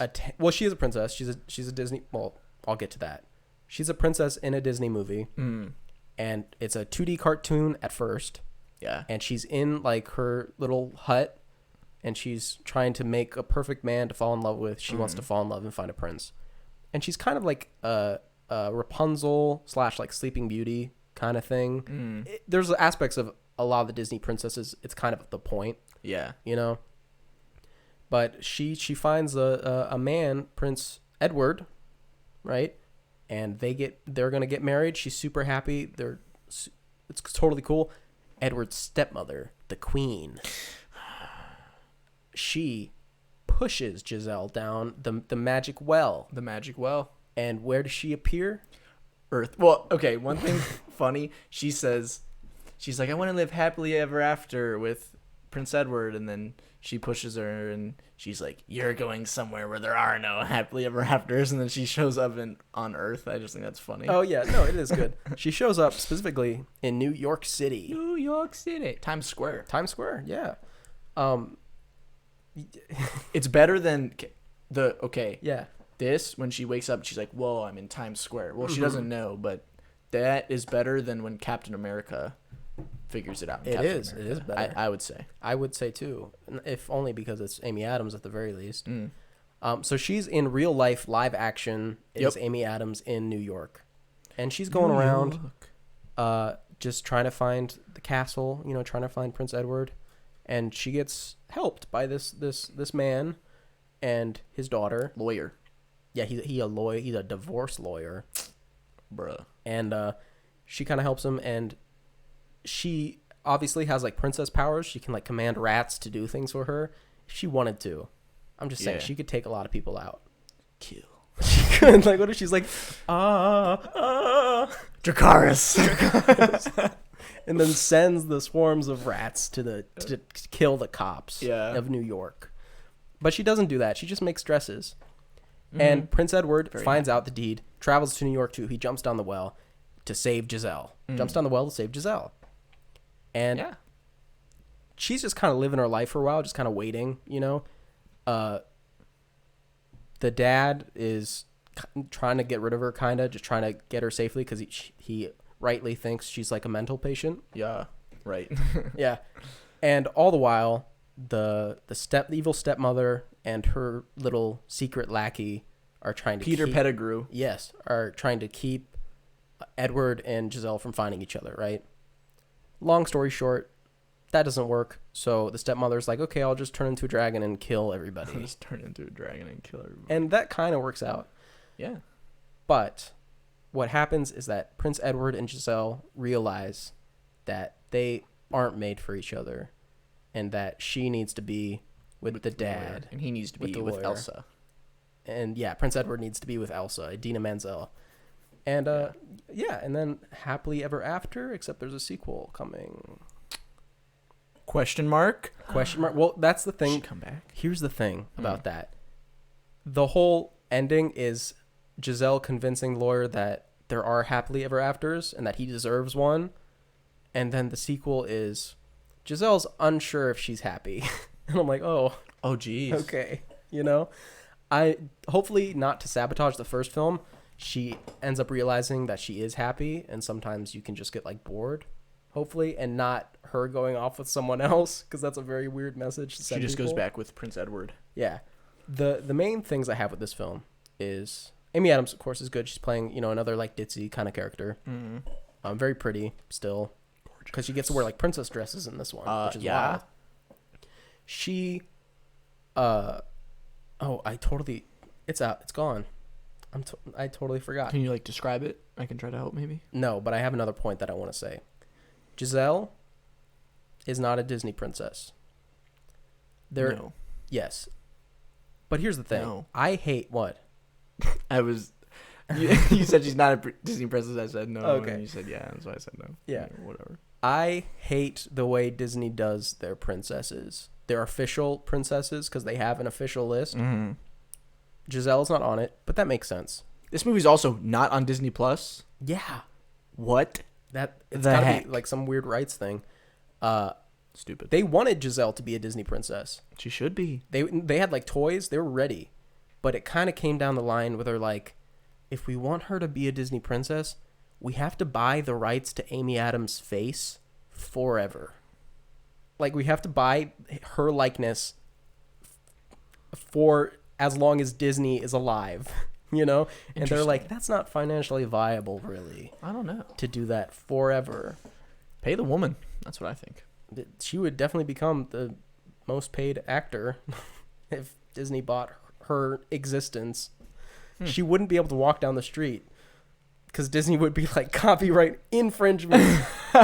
Amy Adams, get back in your box. Jeez. But that pisses me off because she would be great. That legal stuff has to get in the way of my Disney princesses. Because you know what else? Anna and Elsa are not Disney princesses. Well, that's where Wreck-It Ralph comes into play. Why? What's Wreck-It Ralph? Vanellope's not a Vanellope? Listen. Well, okay. Okay, tell me. Just go on. Ralph breaks the internet. Yes. Have you seen it? No. Okay. There's a part in Ralph Breaks the Internet where Vanellope falls. They're going through the internet. Yeah. She falls into a room with all of the Disney princesses. Plus Elsa and Anna. Okay. Minus Giselle. Giselle's not there. Confirmed. Well, because she's not a Disney princess. Right. But you just said that Anna and Elsa are. They aren't. But they're in the room. But the list on the Disney website says that they aren't because they're queens. Did you look at this list recently? Since Frozen 2 came out. Because they got taken off the list when Frozen 2 came out because they're Disney queens now. They're not Disney princesses anymore because they're both queens. That's so stupid. But especially because Mulan is on the Disney princess list, and Mulan is not a princess. She's just that bitch. Who's the CEO of Disney? What's his name? Walt.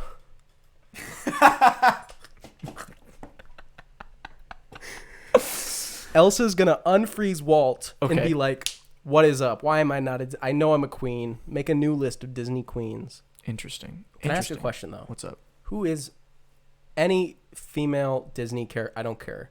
Who is your favorite Disney princess? Not Elsa. Officially. It is Elsa still? Yeah. 100%. I know. Yeah, I know. It's unstoppable. Elsa's unstoppable. She also, in a fight, she would fold everybody. Is that everybody? Okay, but societies where she could take on all of them at the same time. She would fold all of them. I was saying governments where the ruler is decided by who's the strongest that's not a good form of government. I'm just saying. I know that's not what happened in the movie. It just kind of happened that way. She could beat all of them in stand-up comedy. I'm not so sure about that. Anna maybe. No, she could. Could she defeat Anna? Yes. No, I mean psychologically. If do you think Anna would be more likely to kill Elsa, or is Elsa more likely to kill Anna? Yeah, definitely Elsa killing Anna. Wow, okay. Cold-hearted. I mean, Frozen. Exactly. Do you have more to say about Enchanted? Oh no, I was just gonna say Vanellope is with the princesses, and she's not a in princess Ralph. either. That's all I'm saying. And they're like, But that was before. That I was can't remember before Frozen exactly. 2. yeah, Yeah, I so- can't remember exactly, but they say something about Vanellope being a princess in the movie. It might just be as a joke, but It is a joke because the official list does not have her on it. well, Vanellope should be on it in my opinion. So should Giselle, but legal stuff. There can't be anything legal with Vanellope though. I don't think. And so should that woman from the Black Cauldron. It's an older one. Black Cauldron. Who was like a major flop. It's like the biggest flop they've ever had. Oh, interesting. Why is Bambi not in the Disney Well- princess? Isn't Bambi a boy? I don't know. But Bambi's mom. I haven't seen Bambi. Bambi's mom, but she's dead. She did die. Yep. So spoilers. Bambi's mom dies, guys. Bro. I think Enchanted, another thing I would say is that I liked the songs. I wish there were more. This movie has 3 Oscar nominations for songs, and I was like, it's hard. I can't even like. There might be only 3 songs. Right, exactly. I wish there were more. Apparently the sequel's going to have more, which is Give interesting. me like 50. I know. Make it an opera if you want. I don't care. Yeah, I'd like to see Amy Adams doing some opera. Right, exactly. But good. Is it overlooked? Do people remember Enchanted? No, people don't. This That movie is sucks. underrated. That totally sucks. Amy Adams rules. Everybody else sucks. I like Pip. He's a little chipmunk. Yeah, he's cool. He cool. Yeah, he can't talk. I wish you could talk in real life, but that's fine. It makes sense. Maybe in the second one, he'll be He'll able learn to to speak talk, in yeah. the real world. That'd be cool. I hope so. What do we have after Enchanted? Also in 2007. There's a movie called Charlie Wilson's War.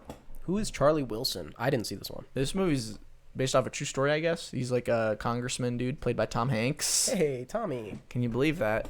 And Amy Adams is his like assistant lady. She's not really in this movie too much, but when she's in it, she's just powerful force. Sweet. Gorgeous, obviously. Yeah, goes without saying. She gives great performance. She kind of disappears, like probably a little bit after halfway through the movie. Mhm. But this movie is like okay. It's not very good. Gotcha. It has a decent. It's written by Aaron Sorkin, Oh, so wow. you would think like You would think. But I mean the script is pretty good, and Philip Seymour Hoffman's in it, and he got nominated for this movie. He kills it for Sweet, sure. yeah. But I think some of the directing and especially the battle sequences are very, very tough. How so? Like PlayStation 2 cutscene, That way. not good. Not sure about that. So it's just I don't want to talk about it for too long. It's tough. It's not great. It's okay. Okay. It's okay. It's just okay. It's just But okay. Amy Adams, I mean, A+, 2 thumbs up. bravo. Okay. Bravo. Well, then in 2008, we had a movie that I fell asleep during. Good. That means it was that means No, it so wasn't good. bad. I was just very tired, and I knew I had to watch the movie, so I put it on. I shouldn't have. I should have waited, but I did. I don't think I fell asleep for super long, but I fell asleep long enough that I got really confused. And I didn't fix that. I didn't go back, and I'm still screw it. confused. It's Miss Pettigrew Lives for a Day, 2008. I didn't see that one. Frances McDormand is Miss Pettigrew. Guinevere. And she only lives for one day. Yeah, it's really sad. She's born, she Benjamin Buttons right up. No, she loses her job and she becomes the what was it? The social manager of Amy Adams. Sure. And she doesn't know what that means either. So she's just kind of faking it. And the whole movie takes place over one day, which I thought was interesting. Like, Because she only lives for a day. I lied. She lives a normal life. She only lives with Amy Adams for a day. What? Anyway, Amy Adams is like this hot singer, dancer Obviously. kind of girl. And she's kind of helping her kind of like decide a husband almost. Okay. Because she's got like some suitors and she's got like a piano player that like loves her and has tickets. And she's like, come with me. And then there's like the hot guy who can help her career a bunch. And she's like, oh, what do I do? And it's just kind of like a really long Mad Men episode Nice. in a good way. I did fall asleep. I was tired. Bro. I was tired. Fake. But it was good. The best part of the movie, and I was awake for this part, so maybe that's bias. Okay. Best part of the movie, like the last 30 minutes, they're kind of like in a club. Also, it's like World War II, by the way. Nice. It's like a period thing. So Amy Adams is doing kind of that voice of people from back then. Marilyn, you know it. And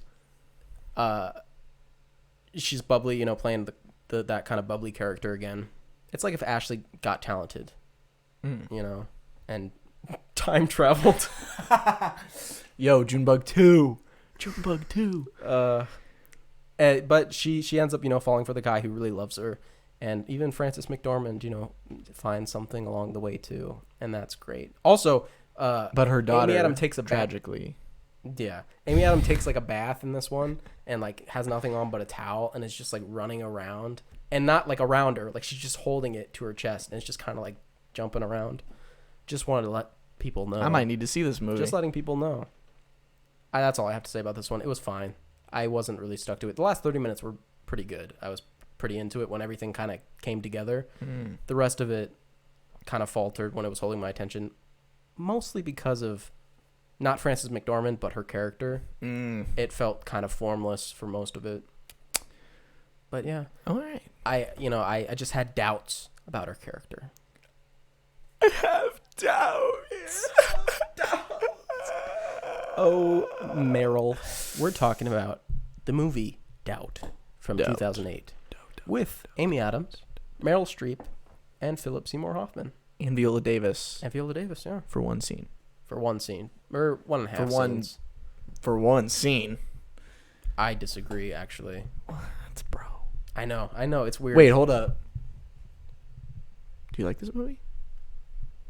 That's an interesting question. That is a very interesting question. There's a difference between me liking and disliking a movie and me thinking a movie is good or bad, like objectively. You know, there are objectively bad movies, there's bad techniques, there's bad acting, blah, blah, blah. And then there's like, oh, it's a good movie, but I dislike it, you know? I feel just like fine about this movie. I think it's a better movie than how I feel about it. Why don't I'll get more into it after we describe the plot a bit. Yeah, because I liked it quite a bit. I thought it was pretty good. Interesting. Could you just explain like what it's about? So Meryl Streep plays Catholic principal. She's principal. Aloysius or something like that. She's got a crazy name. Aloy. Yeah, we'll call her Aloy. Sister Aloy. She's the principal of a Catholic school. And she begins to have doubts. Yeah. She begins to suspect that the priest, played by Philip Seymour Hoffman, is touching little boys. Yes. And that's what the movie's about. So she's just trying to like get to the bottom, you know. Well, that's the thing. She's not really trying to get to the bottom of it, is she? She's just trying to get rid of him without really knowing if that's the conceit of the movie. She's just trying to get rid of him and not actually figuring out if he is hurting boys, you know. Right. She's just like, the risk is too big, just get him gone, you know, even if he is innocent. And that's to me where the movie falters, because the moral complexity of like such a decision, you know, I mean, that's the reason why this usually stoic woman, you know, cries out at the end. You know, she has doubts about whether she did the right thing by casting this man out. I felt like the moral complexity could not be properly observed with such a non-feeling character on the outside. We don't get enough insight into her mind that, like, did you see her crying at the end, like, coming? No. Is that a positive thing for you? That it was, like, out of nowhere? Well, I mean, I wouldn't say, I don't know if it's, like, positive, but I'm not like, no, that was stupid. Right. See, to me, it was like, it was what I was expecting, as in, like, this is what a normal human should feel. Yeah. You know, so when it all popped at the end, it was kind of like a pleasant surprise. But it was one of those things where it's like, it's a pleasant surprise, but I wish I could have gotten a hint of it. There's not like a single moment in the movie where I expected that to come from her character. I would have liked to see those faltering moments where she loses faith in her not faith, but faith in her decision to go through with this. Mm. She remains really steadfast the whole film and breaks just right at the end. I wish we could have seen the cracks form in like her psyche, leading up to that. But I feel like that's something that kind of gets smoothed over until the very end. And I feel like that makes the end less punchy. It feels more out of nowhere than like, she knew what she was doing was messed up, but then blah, blah. It just kind of comes out of nowhere. And I'm glad it happened, but it could have been done better. And it's just a very complex situation. It's very complex feelings that, the movie doesn't really make a statement on. This moral dilemma, it doesn't ever say if right, you never find out. Yeah. And I'm not saying if he literally did it or not, but the movie, a statement of, is it worth it to ruin an innocent person's life if they are not innocent?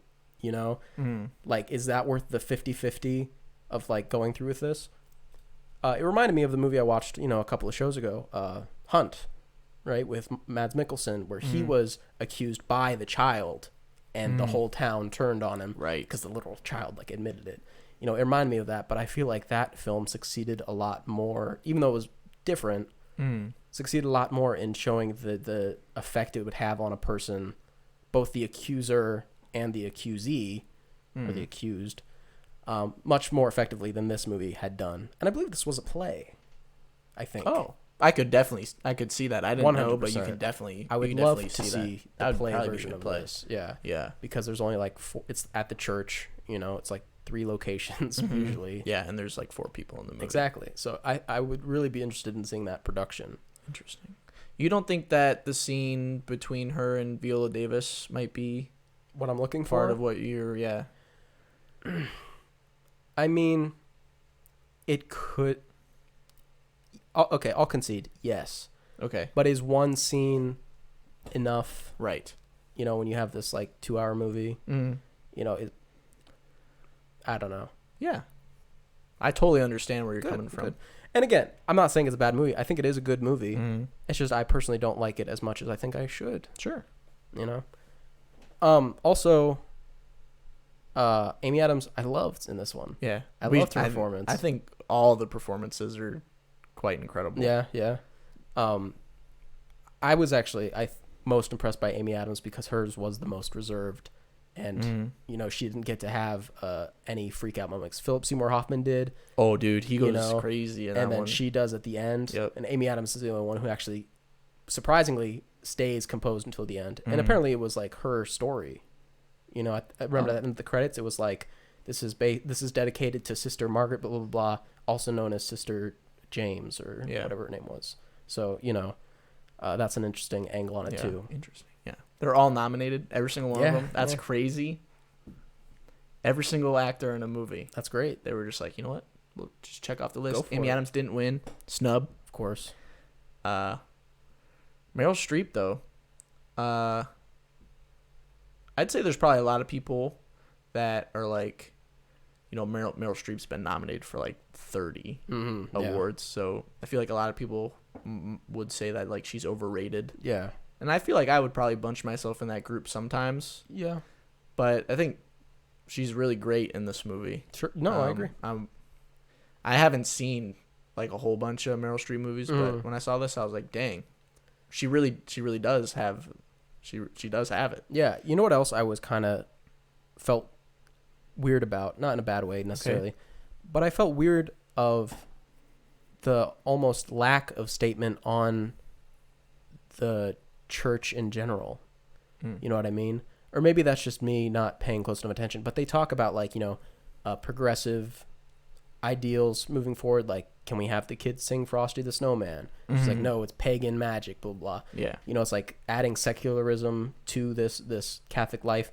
And then just the stigma around, priests and everything. Like they obviously, that's a thing that they're prepared for. They look out for, and even just, that kind of life in general, like living the life of a nun, it was really, really hyper focused.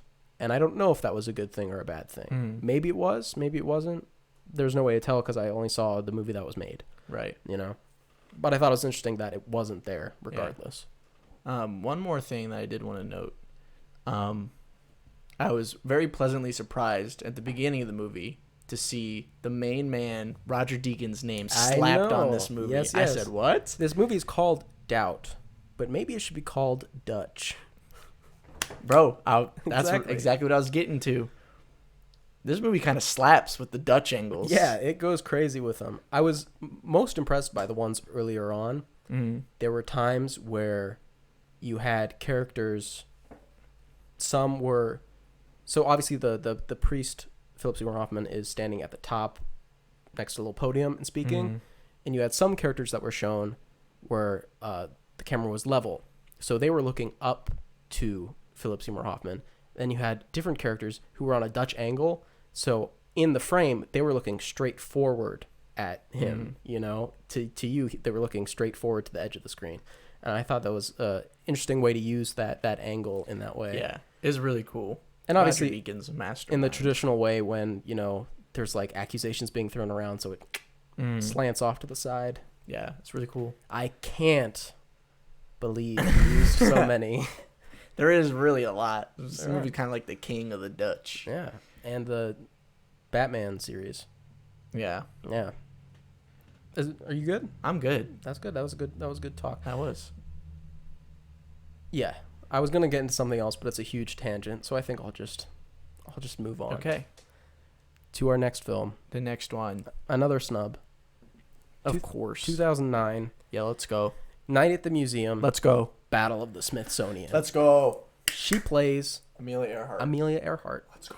What a hero to be playing, and to get Amy Adams. I mean, it's a match made in heaven. Yeah. I haven't seen this since it came out. Same. I remember having a crush on Amelia Earhart when I watched it. For good reason. I was like, oh, I like her helmet. Yeah. They do have a relationship in quotes, right? Her and Ben Stiller. They kiss. I remember that. Yeah, that's still weird. Yeah. She is like a weird wax creature. Yeah. Yeah, that's a little weird. Yeah, I don't want to get too intimate with her, that's for sure, because Exactly.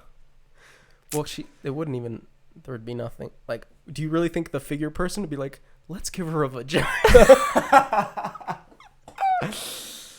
yeah, no, I don't know if that would happen. I don't really remember the rules too much. Well, Teddy gets cut in half in the first one, and they're just like, he's like, oh, just Right, glue exactly. me back. Glue me back, boys. Exactly. So I don't know. Moving on. I have nothing to say about Night at the Museum. I mean, I like the it. best. The though. first one rocks. So it is what it is. Also in 2009, Julie and Julia. Did you see this one? No. This one is Meryl Streep and Amy Adams. Meryl Streep plays Julia Child, and Amy Adams plays Julie. What's her last name? Julia Child was like a famous cook lady who brought like French cooking to like America. Okay. I love cooking. I love food. I love looking at new recipes. Blah blah blah. Julia Child's all about making the cookbook, and Julie in the future, because it's like, I don't know, probably World War II again when it's Julia Child because she was old. When it's Julie in the future, it's like 2005 or maybe, yeah, I think it's 2005 actually. And she's like writing a blog about cooking this cookbook. Oh. So I'm into all of that stuff, like cooking, blah, blah, blah, all that. Yeah. I don't like this movie. Oh. Sorry. This movie is called, another thing though, which I had been drinking when I watched this movie. They were doing a Julie and Julia thing, so I was trying to do like a Justin and Jack kind of thing with Jack Daniels. I was just kind of vibing. Yeah. It felt right. And I was ready for a good time. I don't know Julia Child, but if Meryl Streep's performance was accurate, which I must assume it was. I only know Destiny's Child. Julia Child. I like that. Julia Child is the most annoying voice ever. Do you want me to try to emulate it? Absolutely. Okay, I'm going to have to get away from the mic for this one. Yeah, yeah. Oh, hello. What? I love cooking, and you have to bone the duck. And what do you do when you... That's what she actually sounds like. And it is... It gets a bit much. Meryl Streep doing it nonstop. So it's two timelines, right? The main problem I have with this film is that it's like it was two movies turned into one, in a way, because you have Julia Child writing her cookbook, so it's like somebody had that, and then somebody just happened to have a thing about a woman cooking from recipes, and they got together and was like, hey, why don't we make one movie? And they were like, that's a really good idea. So they got together, they turned the screenplays, they just stapled them together. It's like, here we go. They turn it in. They're like, oh, this movie's going to be 4 hours long. And well, it's 2009. You can't do that in 2009. Nope. You can't have Julia Child standing still. Right, this isn't Lord of the Rings. The Irish child, whatever.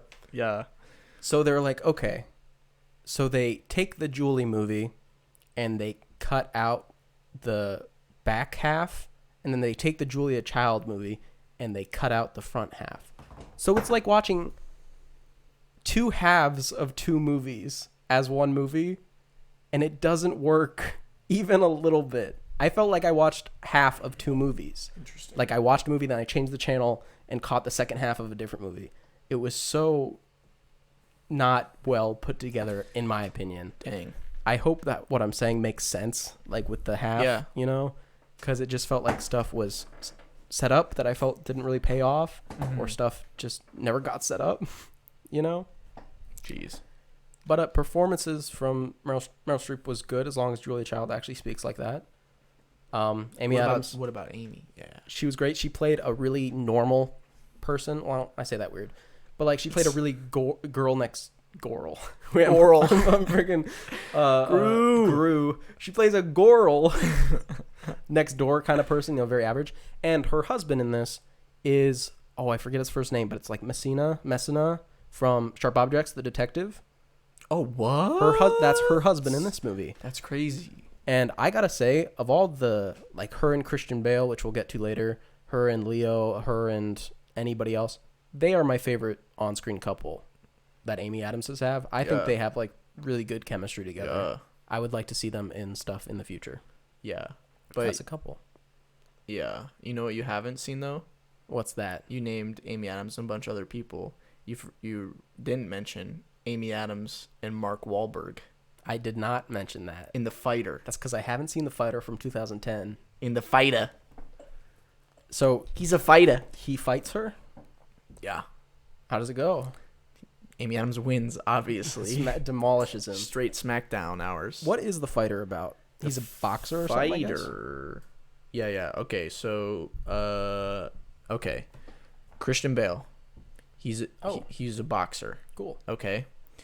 And he was, like, a really, really great boxer. The whole town loves him. He's like, yeah, I was the best boxer. I was the best boxer that there ever was. Mm-hmm. No, not really like that, but he was good, and not everyone in the town knows him. But now he's a crack addict. Oh, sweet! And he is coaching Mark Wahlberg, his brother, okay, to be a great fighter. And he didn't really get to be as great as he wanted to be. So he's kind of like pushing his brother really hard to try to be. Gotcha. Kind of great. living through him, right? And that's kind of like the gist of the movie. It gets deeper than that. Mark Wahlberg meets Amy Adams at the bar. This is, by the way, Amy Adams. This is her best look. Oh, okay. In my opinion. What's going on? I don't know. She's got like short hair in Julie and Julia. She's got like kind of mid hair, but she kind of wears it more to like one side, more to like this side. Still red? It's real wavy. Oh yeah. Yeah. Yeah, she's smoking in this one. Very cool. Yeah, it's great. But yeah, it's a good movie. It's based on a true story. I never even heard about it. Interesting. But yeah, I don't want to spoil too much because. Okay, is this the one that like Mickey Rourke produced, or am I thinking of something? I don't know. Okay. I don't know the answer to that question, but yeah, I thought it was a really good movie. They filmed the fight scenes look just like a television broadcast. Oh, that's cool. Which I thought was really cool. Yeah. And there's like three fights throughout the film. But yeah, Amy Adams nominated for this movie. Very cool. Snubbed once again. She really does kill it in this one. Yeah. She's got a good accent, that New York accent or whatever. Sweet, yeah. I don't know what kind of accent it is, but whatever. She downs. I can't do it. Never mind. Mars? It's the Martian accent? The Martian accent. No, but yeah, she's good. She's got good scenes. She looks phenomenal. Sweet. Yeah, you're probably gonna watch this, right? Eventually, yes. Yeah, When we so do I our don't wanna Christian Bale episode. I don't want to spoil what goes on. Okay, cool. But lots of crack, Nice. lots of yelling, Ooh, lots of punching, sweet. sweat flying off people's faces. Amy Adams? No. Ah. Well, Oh. I will say, Amy, we were joking about her fighting at the Mhm. beginning, but Throws down? She do throw down in this movie, and Solid. she gets some good licks in. That's what I want to see. That's all I'm saying. Okay. Well, then, what's next? I don't even The know Muppets. the Muppets. In 2011. You watched The Muppets? Nope. Dang it. Muppets, it's The Muppets. I know. What can you say? It's the Muppets. The thing I like about... Well, I don't know if this is something like I like, but the thing that's interesting about The Muppets to me is that, like, everybody likes The Muppets. Or at the least, everybody's kind of, like, at least indifferent to The Muppets. They're like, oh, yeah, The Muppets. I have never met a person who's been like, The Muppets? Ugh! Oh, like, you know? Like Sorry, let me throw up. that kind of person doesn't exist, I don't think. If you're that kind of person, write to us. Yeah. But it's Jason Segel, right? That's how you say his name? I thought it was Seagal. I thought that was like... Oh, wait, yeah, that's a different person. Yeah. Steven Seagal, who does different movies. Yeah. Not with Amy Adams.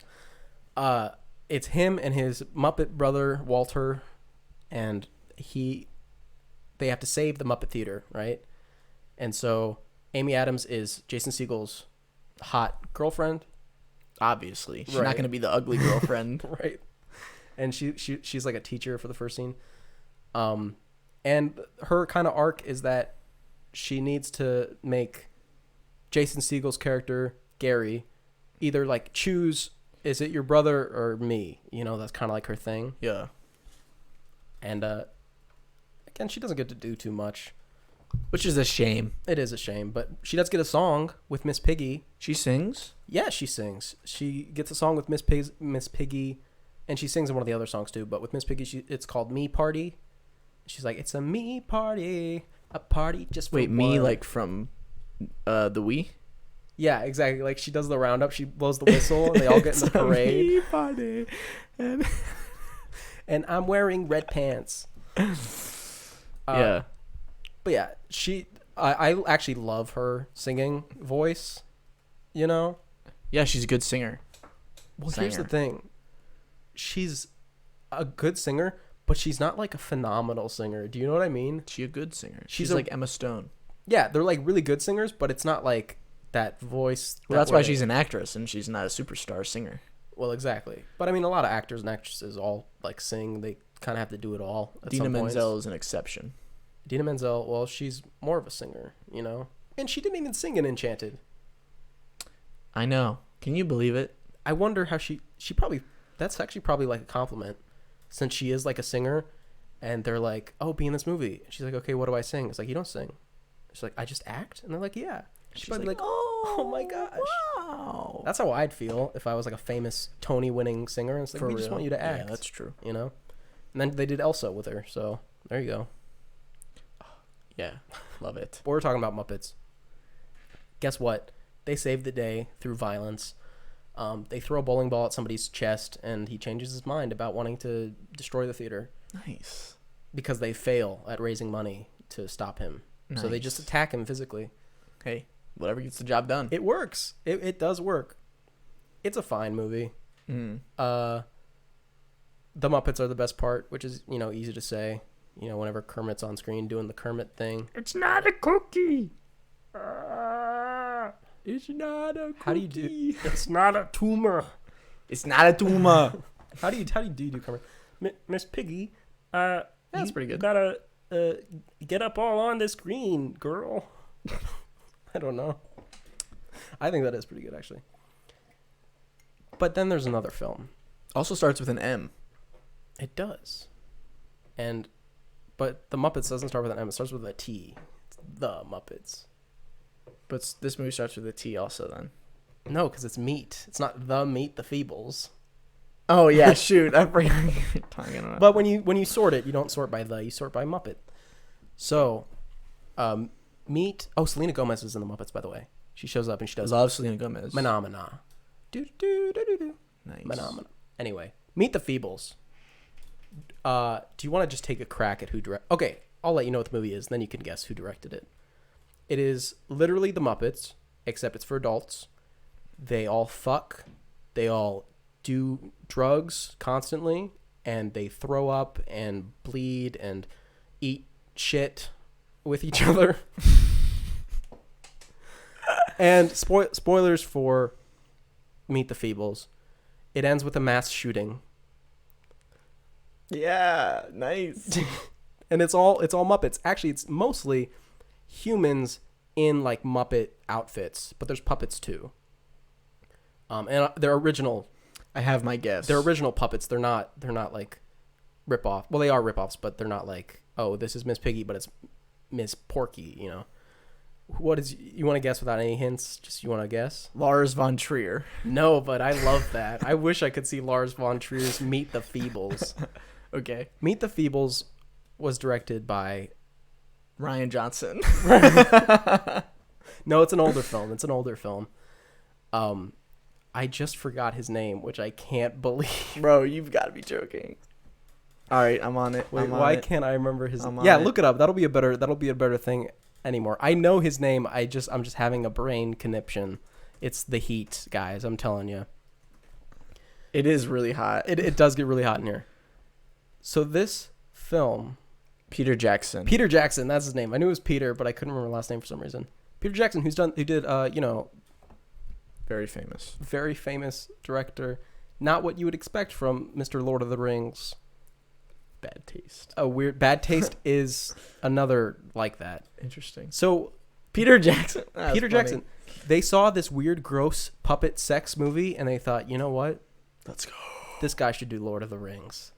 This puppet shooting all the other puppets with a LMG, I love it. Let's give Frodo an LMG. That's just like the Battle of Helm's Deep. But this movie lacks a lot of direction because it's just like one variety show that ends in the mass shooting. There's like a ton of characters. There's not really a main character, but you have Wobbit. Wobbit is a hedgehog. He's the newest member of the ensemble, and he has one good line, and he goes, "Hello, my name is Wobbit, and I'm gonna be a star." Yeah. He doesn't get shot, luckily. Good. He saves his crush Lucille, which ends in Belch getting shot in the head. Has a crush on a baseball bat. Well, it's actually a dog. It's a hedgehog dog. They're gonna have hedge dogs. But the Yeah. if you want to know, I want to know. there's a character, I forget his name, but he's a bunny. He's kind of like the Kermit, I guess. Kermit. He is a wild sex freak and has sex with a bunch of puppets all the time. Good.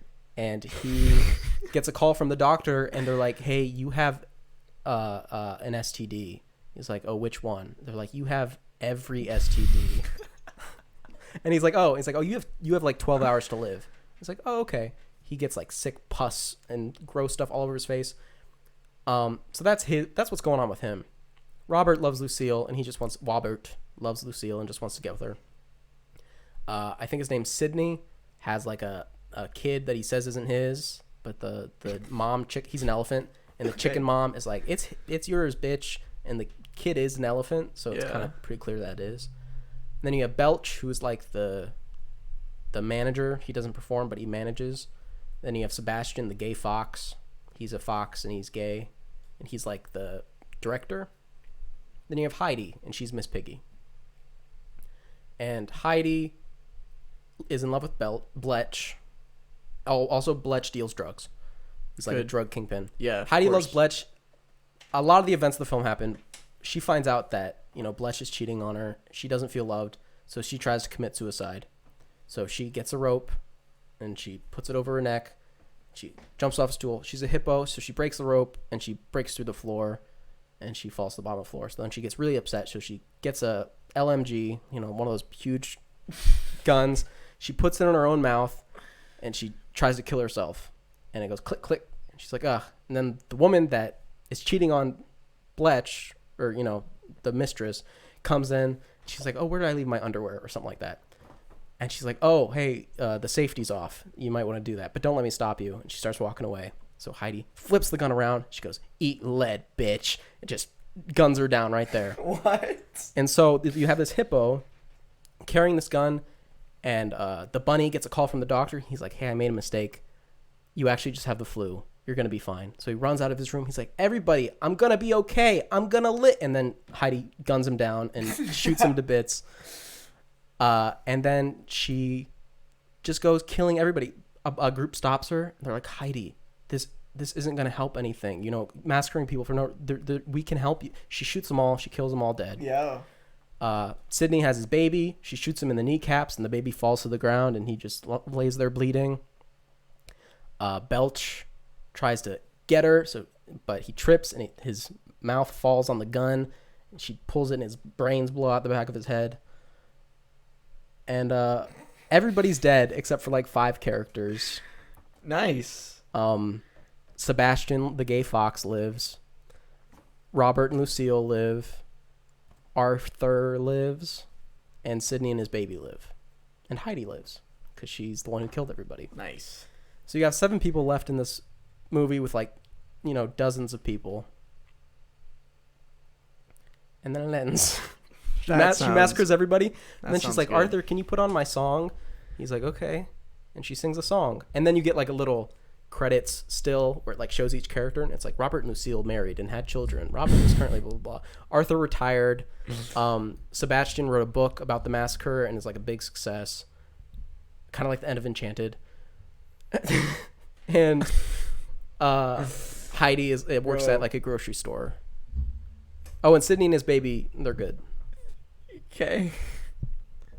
And then the movie's over. And then you can, you know, move on with your life forever. Nice. I had seen this movie before, I should mention. I rewatched it. God knows why. Just because it was the Muppets. And I was like, I need to know if it's as bad as I remember it was. I don't know if all the stuff I just said sounded funny. But I hope it didn't. Because it's really not. It's aggressively unfunny to me. Because it's all gross out, disgusting humor. Mm-hmm. Like, the only part of the movie that I even remotely liked was when the fox sang a song about sodomy and how much he loves it. And that's while everybody's getting shot to death. So he's like, sodomy. You might think it's odd to be in love with sodomy. And then, like, everybody's getting shot to death, and he's singing, and there's penis statues everywhere. That's the only part of the movie where I was like, you know what, that's okay. The rest of the movie, I'm not into it. I don't like... You see it done a lot, where you take, like, a kid's thing and then make it adult and go way overboard. I hate that. I've never been into that aesthetic. It just grosses me out, and I don't think it's clever, you know? I just always hate that. But Meet the Feebles, hard recommend. All right, that's it. Show's over, everybody.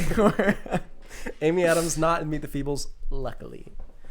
No, after the Muppets, we have a very special film. Very. Which is The Master. The Master. From 2012. Now, Amy Adams isn't a huge part of this movie. Nope. Sadly. But when she is here, she's almost like her character from Doubt, grown up and turned into Aloy. Aloy. You know? Hey. Live action Horizon Zero Dawn? Amy Adams. You know who to cast. There you go. That's actually not bad. You know who to cast. They gotta do it soon, though. Yeah, for real. The Master. The Master. We've spoke on it slightly. I think all that we've said is that we are fans of it. Yeah. And I am a big fan of this movie. Yeah. Probably very close to being my favorite PTA film. Definitely my second favorite, I would say. My second favorite. Oh. Maybe my third, honestly. Really? 2 and 3 will flip-flop. Okay. I like it more than you then. Wow. Joaquin Phoenix. Well, that's because you don't like There Will Be Blood as much as I do. That's also true. Because that's probably my third or second. That's why it's kind of... But we all know my first. Mm-hmm. Joaquin Phoenix doing his thing. He's phenomenal. Philip Seymour Hoffman, also phenomenal. And then Amy Adams just like holding up the rest. when she's on screen, bridging the gap between her and every other character in the movie, I don't even know if I want to talk about the movie that much. Yeah, I don't know. I will say, it has to do with the movie, but it doesn't really. Okay. Philip Seymour Hoffman was a real treasure, and it is like a tragedy that he isn't going to be in movies ever again. Yes, that does suck. He was 46. You know how many movies he would have been in? No. He had but a lot. He had like 40 more years of acting. Yeah. It does suck. We were alive at the same time as an extremely special person. True dat. Amy Adams in this one kind of plays almost like a peacekeeper in a way. Trying to prevent change, really. Trying to prevent chaos almost, if you would view Joaquin Phoenix as chaos. So she plays like a pretty doting type of... it is almost like a mother figure at times, isn't it? To like Joaquin Phoenix, at least. It's like, hey, you either need to stay or you need to leave. Like, that's the deal. Do what you need to do. Because Joaquin Phoenix is just like a lost soul. Philip Seymour Hoffman is a cult leader. He do be a cult leader. And happens. I think it is a challenging film for like a general audience. Oh yeah. Because Joaquin Phoenix character being so like damaged significantly. Damn, he's even got the tattoo. He's even got the tattoo. I wonder if that's where they got that from. Maybe. He's a hard character to understand because he thinks differently. And seeing Philip Seymour Hoffman's character almost take advantage of that, is interesting dynamic. And then Amy Adams not taking advantage of, but like looking over the well-being of Philip Seymour Hoffman, making sure he doesn't do something that destroys himself, Again, like I said, she's trying to like kind of level everything off. And she's not like a friendly force necessarily. She's not scary, but she's like an authority that she plays in it. It's different than a lot of the stuff she's done, I think. The role she had. It is for sure. I've heard that all three of the actors, working with Paul Thomas Anderson, put a lot of effort into this film. This was a real like heart's work for all of them, and I think that shows in the final product. Most definitely. Most def. Do you have any other thoughts on The Master? I haven't seen it in a while. I would like to rewatch it soon. Starts on a beach. I have it. So I can watch it whenever I want. Except right now, you have to finish the podcast. Right. Next. The only way we can do that is by driving. Throwing a... Oh. What? Or are you gonna... You do yours. No, because it is a baseball movie, so yours is better. Throw in the curveball. Yes. We have trouble with it. Trouble with the Curve. Trouble with the Curve. 2012. I didn't see it. Tell me, what's the deal? I hate baseball. Japanese people.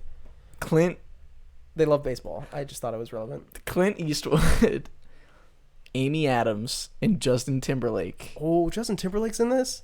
Walk into a bar. If I knew that, I would have watched this. Like, no joke. Justin Timberlake, Amy Adams. Damn it. And Clint Eastwood walk into a bar. Literally. This is in the movie. Yeah, okay. And Amy Adams is playing billiards. And she gets like this random guy to play pool with her. Okay, wait. Is it pool or billiards? It's both. What? Continue. And she absolutely demolishes him. Oh, she a shark? Yeah. She straight demolishes him. And then she's like, "Oh, thanks for the game." And he doesn't even get to play. Like, she literally just wins off the bat. She doesn't miss one shot. And then I don't know why I'm talking about this, but and then he like tries to come on to her and she's like, "Yeah, no thanks." Okay. And then Clint Eastwood is her dad. Oh, okay. He like comes out of nowhere and just like punches him in the face. He grabs a bottle, he smashes it and to break it, and he like puts it up to his throat and he's like, "I'm gonna fucking kill you." And I was just like, whoa. Okay. Everything gets totally blown out of proportion. And then Justin Timberlake, who's like Clint Eastwood's a baseball scout. Gotcha. And he's losing his vision. Okay. and Justin Timberlake was a baseball player that he scouted in the past, but he got injured, so he doesn't play anymore. So Justin Timberlake is a baseball scout now too. Cool. He comes in and to try to like help deflate the situation too, and he grabs Amy Adams. This is so weird. And he kisses her on the lips, and then he's like, "This is my sister." I swear. Unless I remember it wrong, I'm telling you, bro, this is what happens. Okay. That's just a funny scene in the movie. But he's not her sister. It's just what he's saying to de-escalate. Yeah. Okay. That's what I always do to de-escalate. Just kiss someone and say, we're related. Yeah. It's just, that part was so weird. Justin Timberlake looks like a baseball player. Yeah. Like Chris Pratt. Yeah. But this movie is about Amy Adams is a lawyer, and her father, Clint Eastwood, is a baseball scout. He's losing his vision, and the people with the computers are like, he's losing his touch. Mm-hmm. My computer says that this guy's good, and Clint Eastwood's like, those computers Moneyball. Don't know. I go to the games and I can hear it, I can see it, I know if the boys got it. You gotta go there. Those computers don't know anything. So it's like anti-Moneyball. It is.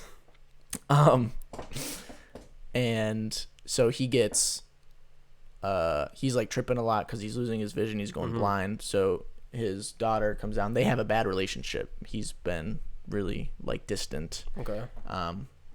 And so she comes down to like chill with him for a little bit to make sure he's okay. And they are scouting for the new MLB draft or whatever. And there's this big guy. I can't even remember his name. He's such an asshole though.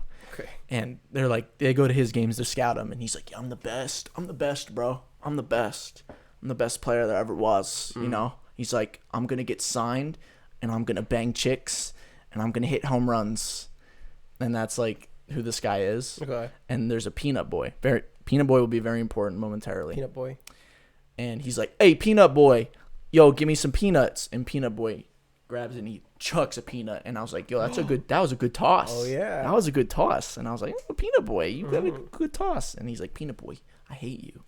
And then he like hits a bunch of home runs, and they're like, everyone's like, this guy's gonna be the next big player. This guy's gonna be a huge star. He's gonna be the next Albert Pujols.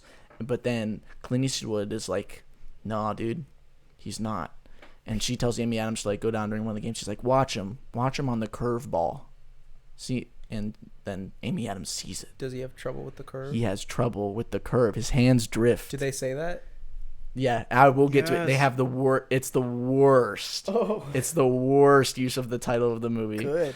And so he's like, I don't think we should sign him. He works for like the Braves, and Justin Timberlake works for the Red Sox. Okay. And the Red Sox have the first pick, and the Braves have the second pick. So Justin Timberlake, figures it out too, and he's like, okay. So he tells his higher ups, he's like, I don't think we should take him. And they're like, yeah, okay.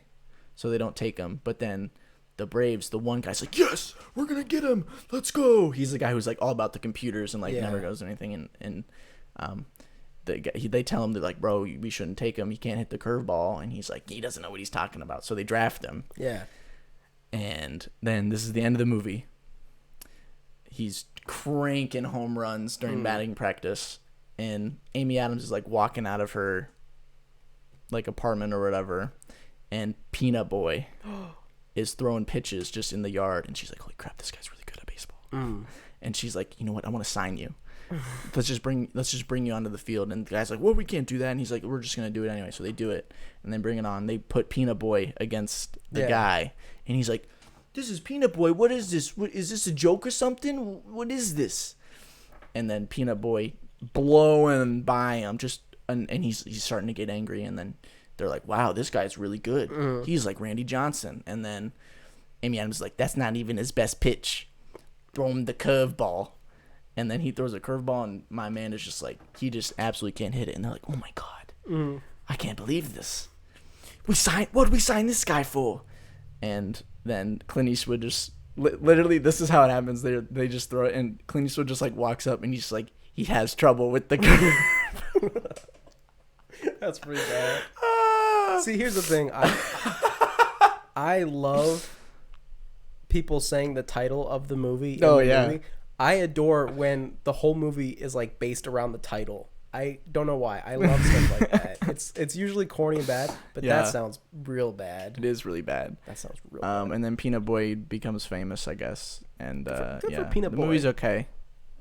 Justin Timberlake and Amy Adams fall in love, so that's cool. They're mega hot combination. Cool. And then Amy Adams and Clint Eastwood fix their relationship, and Amy Adams leaves the lawyer business to be a scout. Oh, weird. It was okay. It was good. I liked it. I'm a sucker for baseball movies, so I probably like it more than most people. Probably. So, worse than Moneyball. Bro, Moneyball is literally like one of my top 5 like favorite movies ever. So yeah, worse than Moneyball. Yeah, Moneyball's really good. After Trouble with the Curve, we have an interesting movie, which I haven't seen since it came out, from 2013. Man of Steel. I have, for all of the DC movies that she's in, I just have 2 things written down. Sure. This movie sucks. Amy Adams rocks. Okay. Moving on. From 2013. Her. I really like this movie. Yes. You really like it too, but I like it much more than you. Yes. It was my second favorite movie of the decade. Yeah. Was mine not? I can't remember if I think mine was like 13 or something like that. Yeah, it was. I could look at it, but whatever. It's my second favorite movie of the decade. Great movie. It's that good. Amy Adams playing a more minor part in this, but she plays the type of person like the girl next door, like I was talking about, pretty average woman, which I like seeing her in those roles because it's believable. She's a good actress, so that's how it goes. But great. I guess that's just the kind of person that I like. So seeing the actress that I like be the person that pretend to be a person that I like makes me feel good, especially when they're pretty. Yeah. I just had to put that out there. Yeah.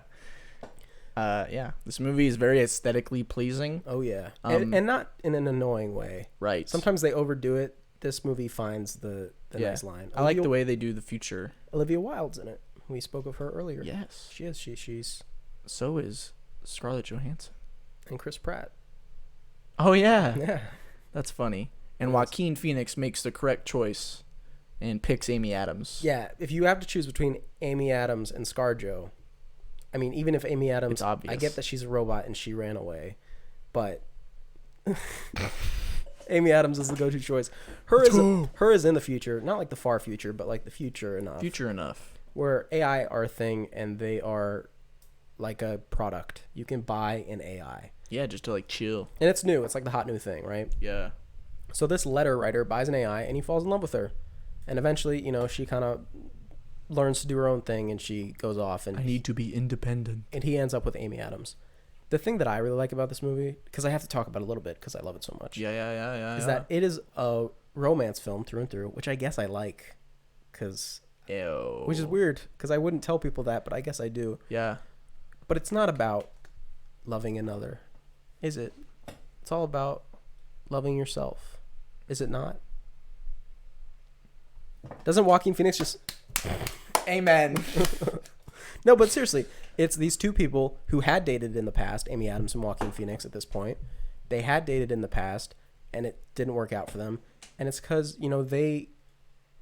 Either, however you want to say it, either they weren't fully realized as people yet, or they didn't love themselves yet, however you want to put it. But they weren't who they are yet. They were still working toward it. But at the end of their path, they found each other. She puts her head on his shoulder. Yeah.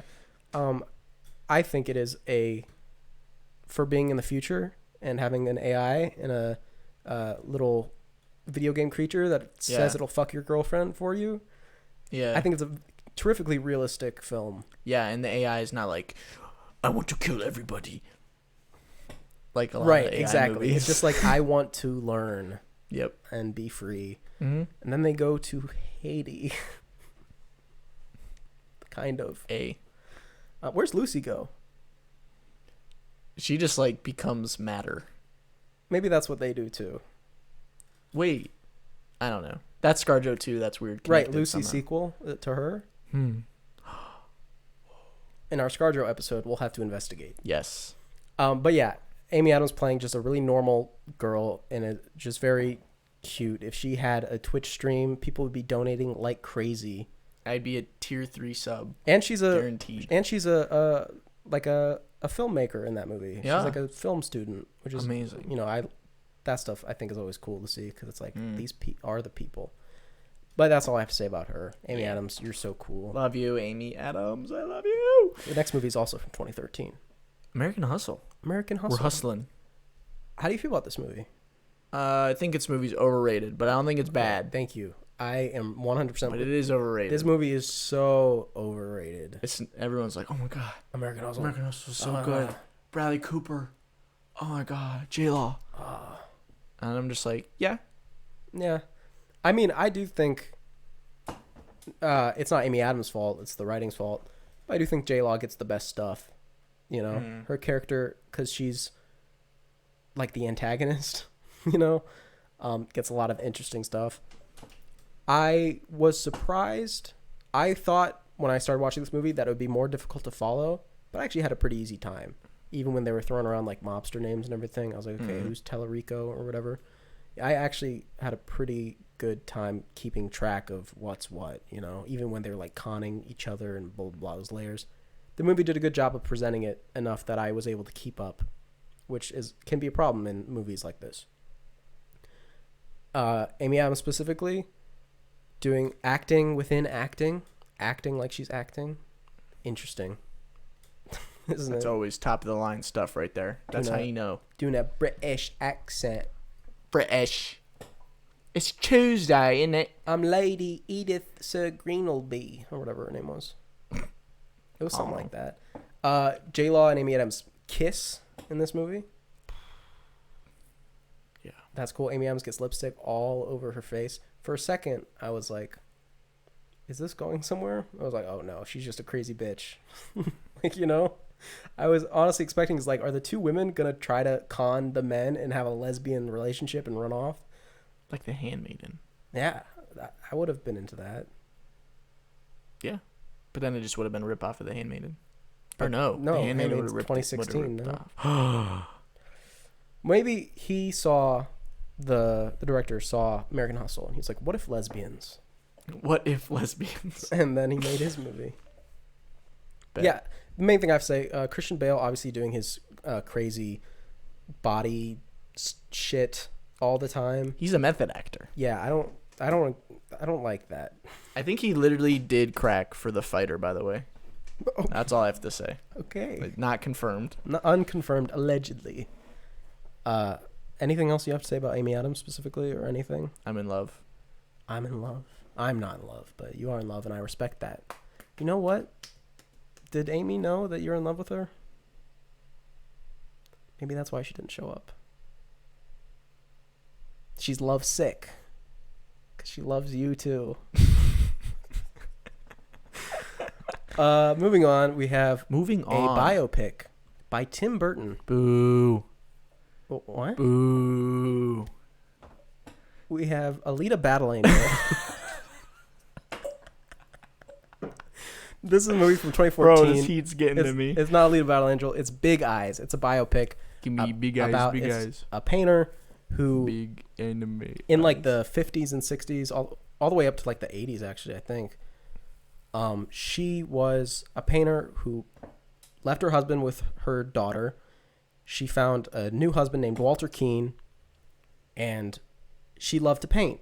But her husband told her, like, hey, look, nobody's going to buy these paintings with if they know that a woman painted them, you know?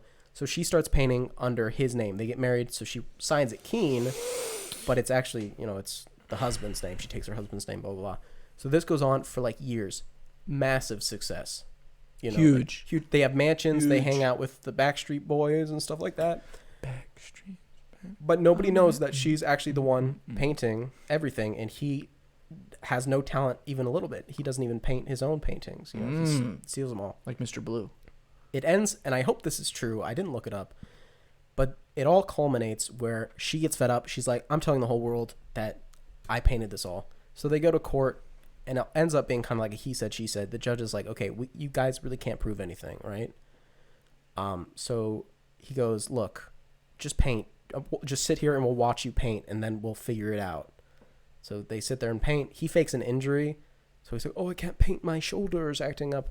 And they're like, okay, fuck you, buddy. And she wins. She gets the rights to all of her paintings, and she makes big bucks. And as of 2014, she was still painting to that day. She still painted every day and sold her paintings, blah, blah, blah. It was very sweet. Nice. And she had big eyes. Well, the whole thing with the big eyes is that she was kind of like an expressionist. So she would mainly draw children, mainly little girls, and whatever they were doing, she would draw them with these huge eyes. In high school, her art teacher told her, hey, anime is not an art style. And she just really wanted to stick it to her. She said, you know what? I like One Piece, even if everyone else doesn't. No, but she draws, and they are quite haunting. I can see why Tim Burton would do it, because it looks like something Tim Burton would draw. Yeah. But, these children with these huge eyes filled with, sorrow and very gaunt, usually, shadows under the eyes. They are nice drawings. I wouldn't put one in my house, but they're still pretty cool. Nice. And it was good. Amy Adams actually was...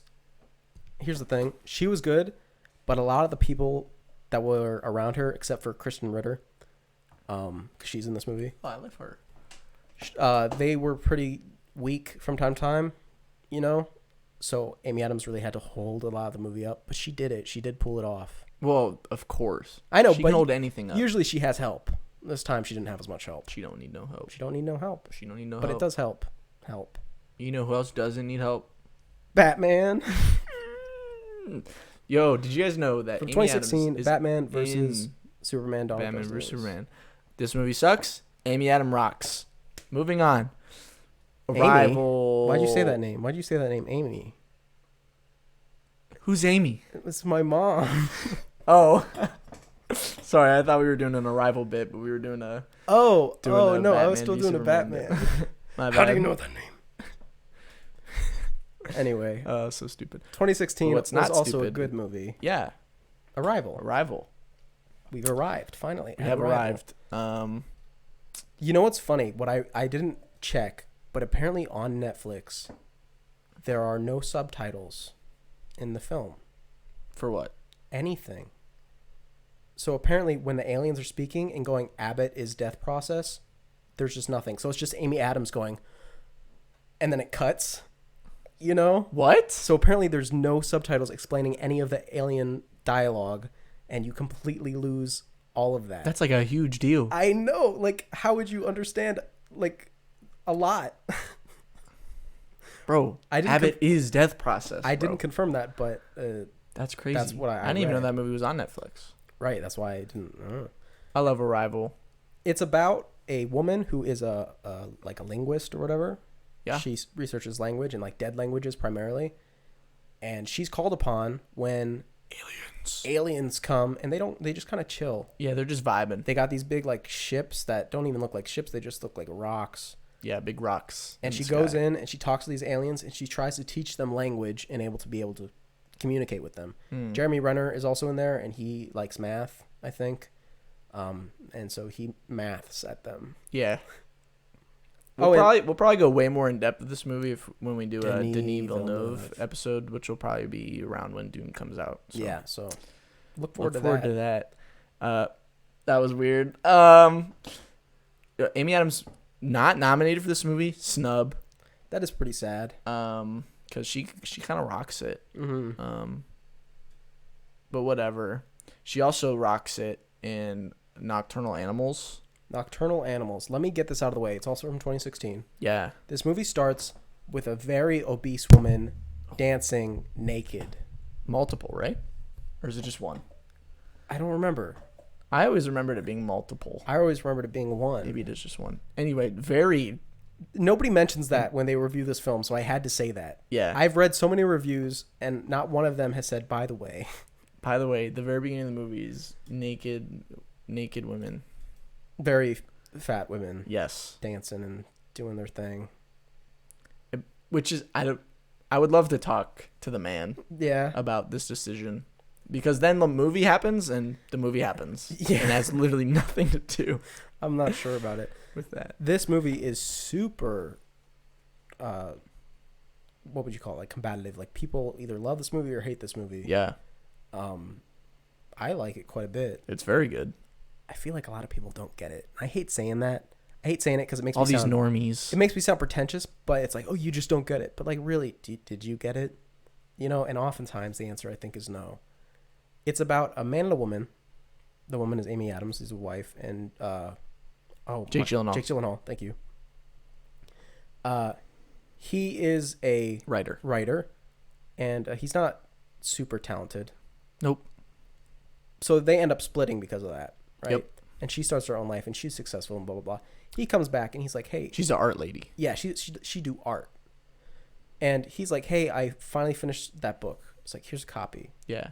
Why don't we like reconnect? You know, because her husband's like cheating on her, right?" She's like, "Why don't we reconnect?" Blah blah blah. So half the movie is real life, their kind of relationship being formed again, and then the book being played out in front of you, you know. And I don't think I want to talk about it too much because I want people to see this movie. Yeah, the book part is really good. Book part's really good, but apparently a lot of people hate it because the problem with the book is that the main character of the book is very flawed. He has maybe even zero redeeming qualities about him, which makes people hate the movie, even though the movie is about him like trying to fix that, you know. But people just see the first scene of the book and they're like, "This movie sucks. Why would anybody ever blah blah blah blah?" You know. But I thought it was really good. You know what I loved about this movie? The ending. Is the ending. I love this ending. This movie has a great ending, and that's why people make me so mad. Because they talk about the ending.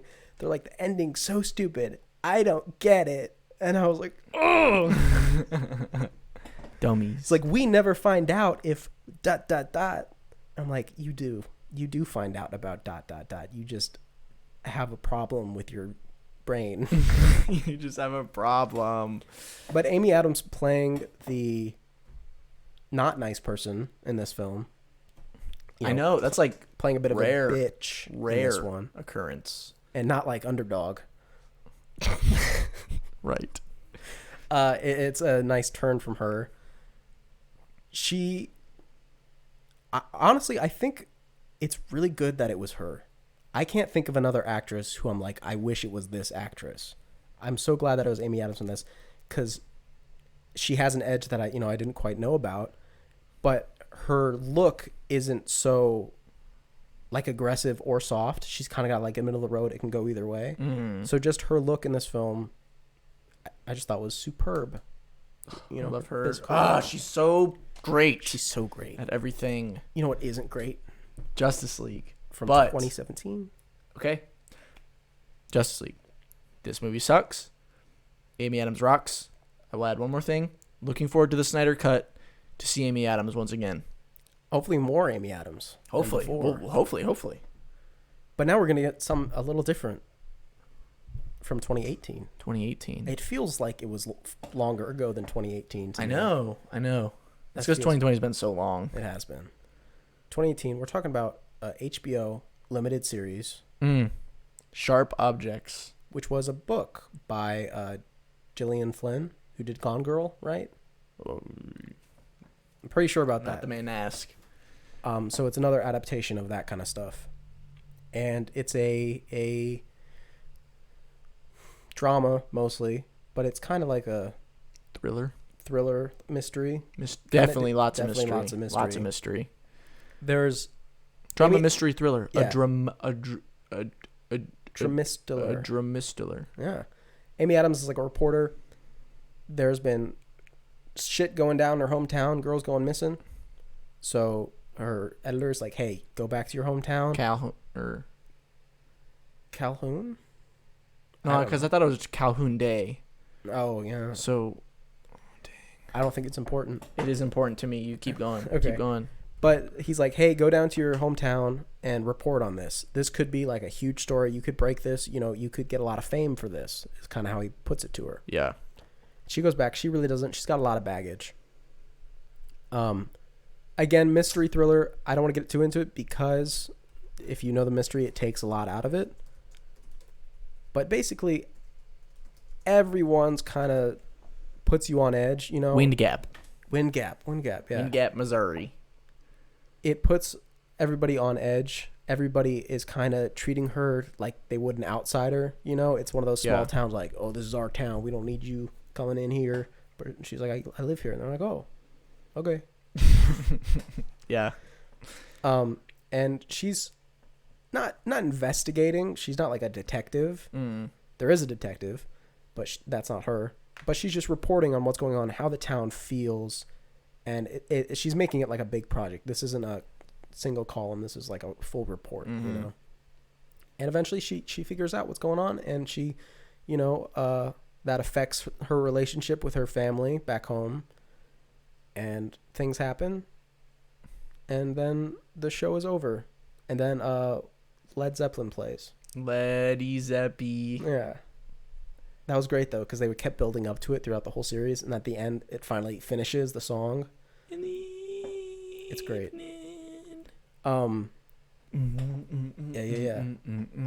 Yeah. You like this? It's directed by Jean-Marc Vallée. Jean-Marc Vallée, great. He did Love him. Big Little Lies. First season of Big Little Lies. I prefer Big Little Lies season 1. I don't think this is as good. You prefer Big Little Lies season 1 over Sharp Objects? Yes. Oh. Do you feel differently? Yes, opposite. Okay. I think that Big Little Lies, if I'm going to compare the two, if I may. Yeah. Big Little Lies is a lot more, even if Sharp Objects might have higher highs, Big Little Lies is a lot more consistent to me. I watched Sharp Objects twice. I know you watched it like 3 times. But I don't remember. I've seen it. I really feel like it has a huge sag in the middle. Like it really slows down to a halt in the middle and then picks up back up again. Where I thought Big Little Lies didn't have that problem. It was just more consistently better where, you know, Sharp Objects is up and down. And I think that the acting was great, but the writing couldn't rise up to meet the acting at certain times. And I don't know if that was the adaptation alone or if that was just straight the source material it was coming from, but I felt like it never quite reached the levels the actors were at in the dialogue specifically. But yeah, that's my feeling. Interesting. Interesante. Muy interesante. I love this show. I mean, I love it still. Well, yeah, obviously you still love it, but they play Tupac in it. Tupac? Yeah, when Eliza Scanlon and the mom are dancing after she has like a episode. Yeah. She's like, "I love you, mommy," and she puts on the vinyl of the one Tupac song, where it's like, "Mama, I love you, mama," whatever the song is. I don't know. 13 on the streets, son, about it. Yeah. Yeah, this show freaking rules. I think this might be my favorite Amy Adams performance. I think she plays a very damaged character in this yeah, one, she's like a alcoholic. Yeah. Self-harmer. Yeah. Very bad. Like the worst. Pretty gnarly. The worst ever. Yeah. Yeah. I love the way that this show. Not a lot of people talk about like the technical side of the show, but I very much enjoy the way it's filmed. I've seen a lot of behind the scenes of the show too, and they didn't like stage the scenes. Like the actors had the dialogue of the scene and they like had their setting. Yeah. But that was it. Interesting. Like they could go wherever they wanted and the camera would just like follow them. They didn't set up shots. They just said go and the camera would just like follow, and it was all like natural light and stuff. I just think that's really interesting. That is interesting. Not many shows do that. I'd have to say I love the house. They have the house is so cool. An old money like southern home. Yeah. You know, and it is beautiful. It's got one of those porches that go all the way around. Beautiful home. Ugh. It's very nice. It's very nice. The tile on the floor. Ugh. Yeah. Beautiful. I think the show might have revived roller skating. Yeah. It could have. Maybe. Because I'm just saying, I didn't see a lot of people roller skating. And then Sharp Objects came out. I think it was Alita Battle Angel. And now some of you will be roller skating now, you know? The one thing I will say, if you haven't seen this, is pay attention. There's something that they do in this show, which is so very creative and fun, where they hide messages in. So there'll be like a sign. She's going past a sign on a highway. Instead of saying like turn left to get to whatever, you know, it'll be like, this is your last chance to turn around, or stuff like that. There'll be hidden messages, sometimes in her scars even, there'll be words. She'll write words There's a lot of stuff like that you will miss on your first watch, but if you pay attention, there's good stuff in there. And it's not gonna like spoil it for you. You're not gonna read a sign that says like, this is the killer, like, you know what I mean?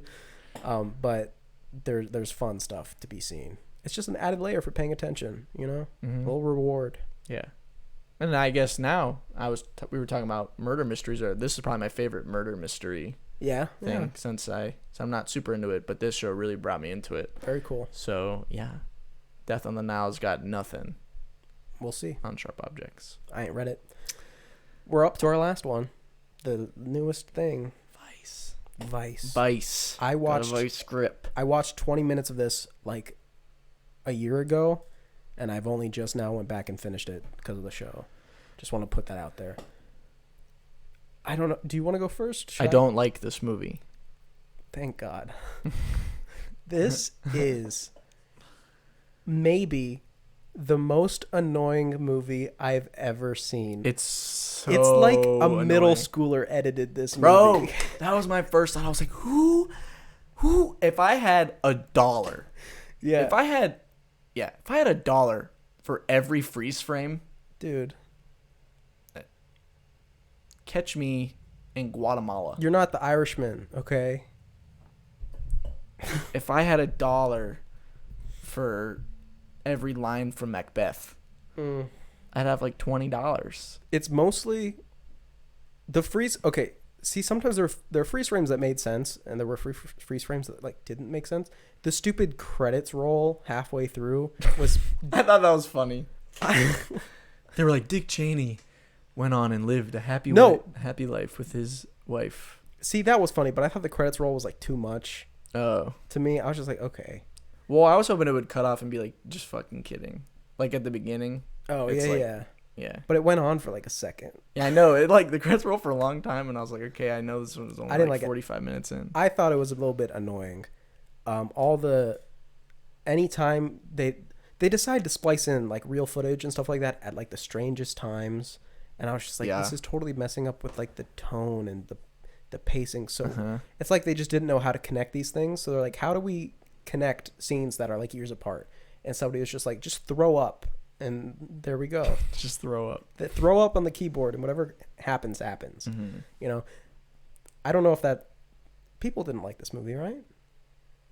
Well, no, people didn't. That's why people were like, mad. why is this nominated exactly. for the Academy? I guess maybe it was the political aspect of know. it. These libtards. As the after credit scene. Okay, I have to give it up though. Amazing after credit scene. The after credit scene is solid work. If that was the only like annoying kind of fourth wall kind of thing going on, I probably would really like this movie. But it was just too much. Jesse Plemons' whole thing bothered me too. Dude, that made no sense to me. I know. He's like, I don't even know. He's like, you don't know who I am, but we'll get to that later. And then he's like, we're kind of related. Gets hit by a car, and then he's the guy that gives him a heart. Because is it supposed to be shocking? I don't know. Because I was just like, oh, he's dead now. Okay. Yeah, and then he's like, oh look, I'm dead. I'm giving Dick Cheney my heart. I'm kind of mad about it. I shot a child. Yeah.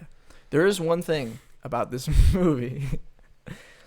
Amy Adams is not hot in this movie. That's true, because she's old. She is like 65 years old in this movie. I still thought she was kind of hot. I mean, she looks as good as it can get. Mm-hmm. But, like if you had to do someone over 65, but you'd be like, oh. I mean, they really make her look old. The makeup's good. I was actually really impressed by her performance as she aged. Because obviously Christian Bale was kind of doing the same thing too, but she added that kind of old person rasp to her voice. Mm-hmm. And I was like, oh, wow, that's actually really effective. You know, like that's because you know there's like a line that you cross where it becomes absurd, where he's like, oh, you kids, like that kind of voice, like you're overdoing it. But she added just like enough that I was like, oh, I actually believe that she's aged, throughout this film. Same with like even Steve Carell did a little bit. He did good. I loved him in this movie actually. Steve Carell, yeah, it was fun. Yeah. overrated question mark. Like, just, I don't know how people feel anymore. Yeah, it's like, whatever. It's very like strange. a witty. It's like a witty. You know? Amy Adams didn't get to talk to the camera at all. No, but she did get nominated, and she didn't win again. Yeah. Again. That sucks. I think it's kind of good she didn't win because this movie's not really good. Yeah, I'd rather she win for something Everything cool. else. For every other movie she's in. Yeah. For Drop Dead Gorgeous. No, for The Slaughter Rule. For The Slaughter Rule. God, what a performance. I wish. Hey, John. Can you give awards, like, retroactive? Be like, hey, guys, in 2001 or whatever, 2002, we missed out on Amy Adams. She should have won. And then they give it to her, like, that'd be cool. this year. Interesting. Well, isn't that, like, what the honorary award is for? When we do the Staggies. The Staggies. Is that what we're calling them? Yeah, I think that's good. Okay. When we do the Staggies, we'll give her her Slaughter Rule. Actually, we'll give her her Junebug one. Let's be real. The Junebug one is, like, the most upsetting to me. Yeah. Yeah. Because we're done talking about Amy. So I just got to ask, what is your favorite boyfriend for Amy Adams in all the films? Is it Leo?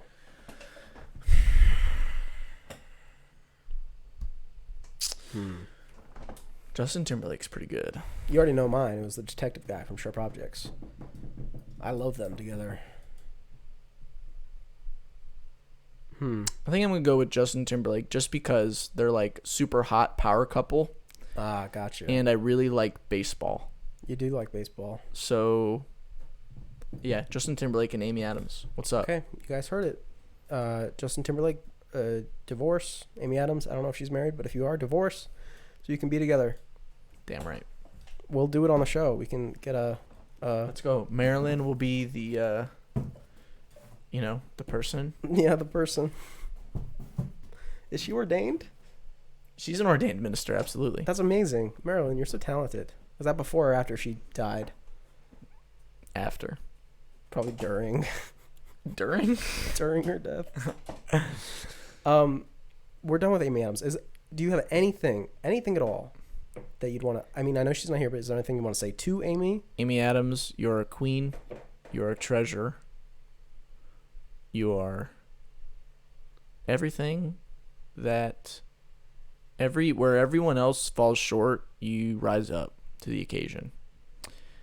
If it was my choice, you would have many golden statues.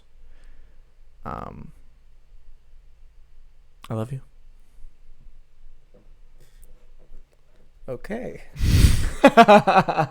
Amy Adams, call me. That's all I gotta say. Yo, not like that way. No, not like that. Just like call. Let's chat. Hit me up. But we got something exciting that we gotta do first, and that's the reviews of the week, which we both keep on our cellular devices. Oh, I wanted to say something. Oh, can I say something first? No. Okay. No, yeah, sure, I guess. I opened my phone and I got the notification for us going live. Yeah. And the title of the stream is Amy Adams. So for a split second, I thought I got a text from Amy Adams. Oh my gosh. Come on, bro. But she still hasn't gotten back to me. I was gonna say that I forgot to say this earlier, but I subscribed to David Lynch's YouTube. I just wanted to say that. Okay. Sure. I just want to let you know. Yeah, that's cool. All right, you want me to go? Do you know what today's number is? No, it wasn't posted by the time we started, so I don't know what today's number is. It's kind of throwing me off. I had just had the notification for it. Gotcha. Mine's like a two-parter. And both of these people gave this movie 9 out of 10. Okay. These are funny, I think. Here's the first one. When I clicked on this on Netflix, I thought I was going to be watching a critically acclaimed film, but what actually happened was 4 of the greatest actors of all time dragged me into a boxing ring where they took turns raining blows upon my fragile ass while Roger Deakins shouted advice from the sidelines. And then the other one says, doubt, Meryl Streep grabs me from behind, pushing me to the ground. Amy Adams then grabs my hair and slaps me across the face. Philip Seymour Hoffman kicks me when I'm down, and then Viola Davis pulls me a mean right hook and punches me in the jaw. Finally, Meryl Streep whispers, "I have such doubts," and snaps my neck, killing me instantly. Black Phillip. Oh, Black Phillip, no. That's pretty good. That's my two-parter. That's good. Obviously, that's doubt, but Right, yes. that's pretty funny. I thought they were good.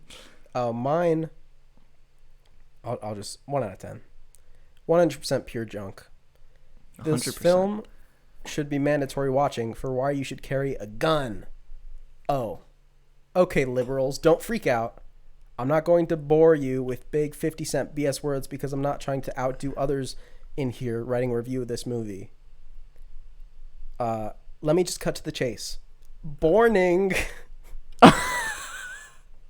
You could and will fall asleep watching this, and when you wake up, you have not missed a thing.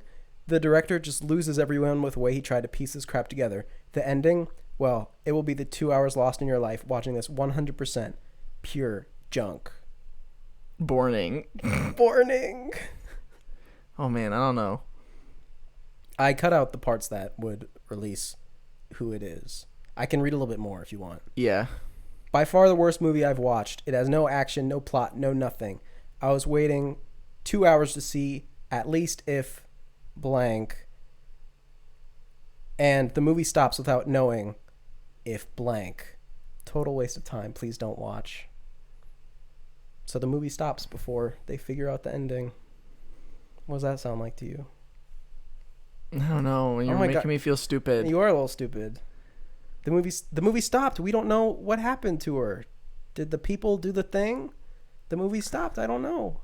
Oh, Nocturnal Animals. Nocturnal Animals. Yeah, what's up? Because I read, there's like a million of those reviews where it's like the ending's stupid. It's like, you're dumb. Drives me insane because it's such a magnificent. It is really good. The ending's really good. Any ending, like you think like Prisoners 2, where it's like, we don't need to see everything. You know, we get it. I guess that's not true. Some people don't get it. I guess not. Sometimes you get it. Sometimes you don't. We've finished reviews of the week. Yes. Which means we have one thing left, which is emails. Emails. We got a lot of emails this week. Thank you so much. We did. Yes, that's super awesome. Seriously. Keep them coming.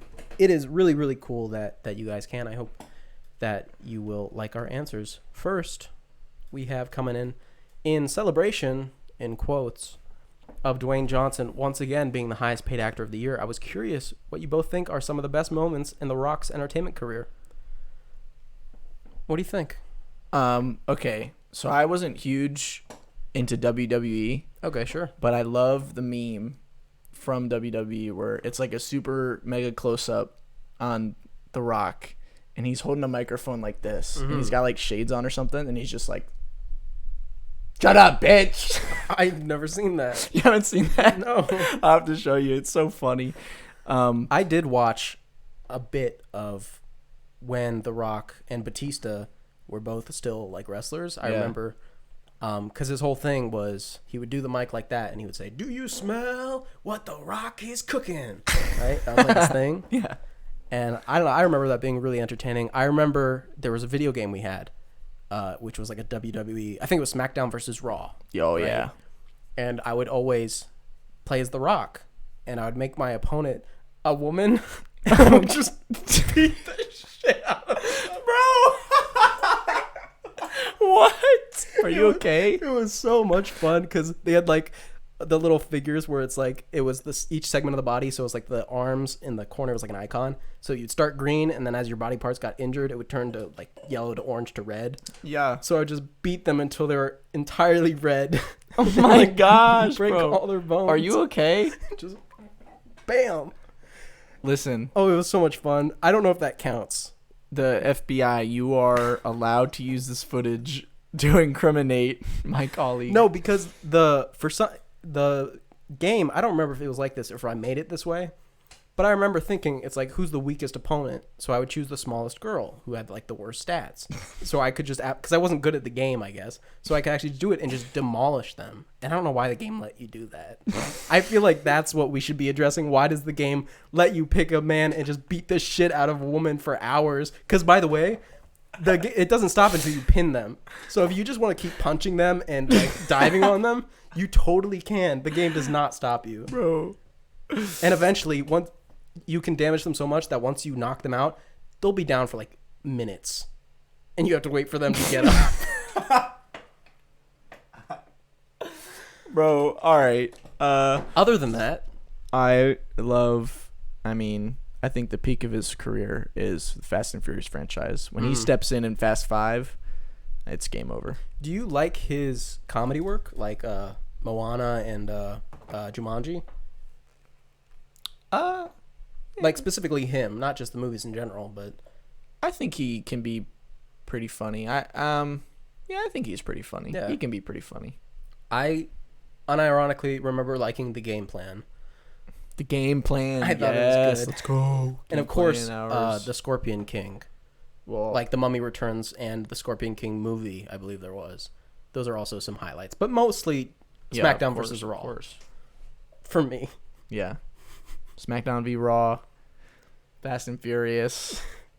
Pretty good. Yeah. Pretty good. So thanks for that. We got another one. Just watched episode 10. Wanted to add to the Jackie Chan subject. The guy was so good, he even had his own cartoon series, too. Oh, yeah, Jackie Chan Adventures. Have you seen that? I haven't. Dude, I cannot... I know that. I can't believe I didn't think about that when we were talking about it on the show. I used to watch the shit out of Jackie Chan Adventures. It was so Hell good. Yeah. Also wanted to get your opinion on Seth Rogen rebooted the Teenage Mutant Ninja Turtles. Can he make an improvement on Michael Bay's TMNT? James. Thank you, James. Thank you, James. Seth... Okay, so Michael Bay's TMNT. Did you see it? No, I will preface this by saying I'm not huge, or I never was super... I'm not anti Teenage Mutant Ninja Turtles, but I never really got into it. Mm-hmm. But no, I have not seen TMNT, but I've heard many poor things about it, but I don't know for sure. TMNT is, I feel like the heyday is slightly before my time, but I was still into it. Like, because originally they were all, I think they all had red headbands, but then they changed that, so Raphael was the only one with that. I still think they're a super cool concept. Yeah, know? They're awesome. Raphael is my favorite, if we just got to say that, he's really cool. It used to be Donatello, but then I changed my mind. I got wiser and older. Or April is actually my favorite. The girl, the human woman. Yes. That's actually Raphael. The Michael Bay TMNT was devoid of, like, the characters, I feel. Like, they had their stereotypes, like, oh, tough and angry, oh, smart, oh, goofy, whatever, But other than that, other than the elevator scene, which everyone knows, where they start beatboxing, like, in an elevator, it was devoid of teenage. It was Mutant Ninja Turtles, but the teenage part was totally gone. Oh. So when you talk about someone like Seth Rogen, think about Superbad. Yeah. That's 100% teenage. Yeah. That it's the embodiment of teenage. So I can definitely know that he will pull that off. The rest, like as far as action and stuff like that goes, hopefully either he's talented at it or he can have enough people who are talented at it working with him to pull that off too. I'm very confident in that. There's a lot of talented people like that. I think the main improvement for him would be that he's going to capture the essence that these are teenagers. Yeah. Because that's so important to them. That's what makes them relatable to a lot of people watching it. Yeah. But no, that's a excellent question. That is excellent. Yeah, Seth Rogen. I hope he does it, man. We need some good Teenage Mutant Ninja Turtle content. We do. More than pizza time. Yeah. Well, apparently, I think I read a thing that it's a CGI movie. It's not live action. Good. So if that's true, then they can really go crazy with it. Yeah. Yeah, it should be pretty cool. It should be. Thank you again. We're gonna save the next one for next episode. We're running a little short on time here, but thank you everybody who wrote in. But that's gonna do it for today's show. Next spotlight. It's funny you mentioned Michael Bay's TMNT, because what is our next spotlight? Michael Bay, legend. Oh, sure, yeah. He made Successful. this little franchise called Transformers, and it blows. And what was that one? He made that one though. What was it? The Island or the The Lighthouse or something. Never mind. Transformers sucks. The movies. Not good. I've only seen the first two. I've seen all of them. I don't know. I don't know why. You were dragged to by friends and everything. Yes. But that's why I just don't have any friends, so that doesn't have to happen to me. Right. But we'll be talking about the whole Transformers series. I'll be watching most of them for the first time. Wish me luck, I guess. And it's going to be a takedown, probably. It's going to be, because let's be real, guys. We're going to destroy the Transformers movies. Episodes 1 through 10, and even this one, 1 through 11, they've been a fun time. The most negative we've gotten was like Game of Thrones, and that was still 75% positive. Yeah. I just need to preface this by letting everyone know that I'm going into this with the mindset that I'm going to destroy these films. I want to annihilate them and make fun of the aspect ratio changing with every single cut. It's going to be awesome. It should be a lot of fun to bring some negativity to my life. Let's do it. I'm looking forward to it. Yeah, it's going to be awesome. And you should look forward to it too next time. And that's going to do it for us. Yeah. Whoa, hold up. Whoa. We forgot. What did we forget? Email us. Oh, yeah. Please email us. At You've been doing a great job. thestaglerpod@gmail.com. thestaglerpod@gmail.com. Please, we really appreciate it. We got more than we thought this week, and we didn't even cover all of them. We didn't even cover all of them. So if we didn't cover your email, we're very sorry, but we will get to it 100%. next episode. And I did read it. It's very well written. You know, your grammar and punctuation. Phenomenal. Great Are you an job. English teacher? Seriously. I mean, geez. I'm just glad he knows how to read and write. Like, just amazing. It's more, well, when you listen to a podcast, all you got to do is listen. Reading and writing, that's like another level. It really is another level. So if you listen to this and you don't write us emails, we assume you're illiterate. So, yeah. Or deaf. Because then have you ever thought about that? No deaf person will be able to enjoy this podcast. Well, they could look at us and we could just be like, yeah, but my mic's in front of I don't know sign language. My mic's in front of my face. So I could say deaf people suck and they'd never know. And they'd never know if somebody who told them but then that. I would just go. And they would be like, oh my God, he's such an asshole. I know French sign. Goodbye. We're gonna wrap up. If you made it this far, thanks. We're gonna see you guys later on the next one. I just love Amy Adams so much. We love Amy Adams so much. Forever. I love her. Please. But guys, we'll see you next time. This has been The Stagler.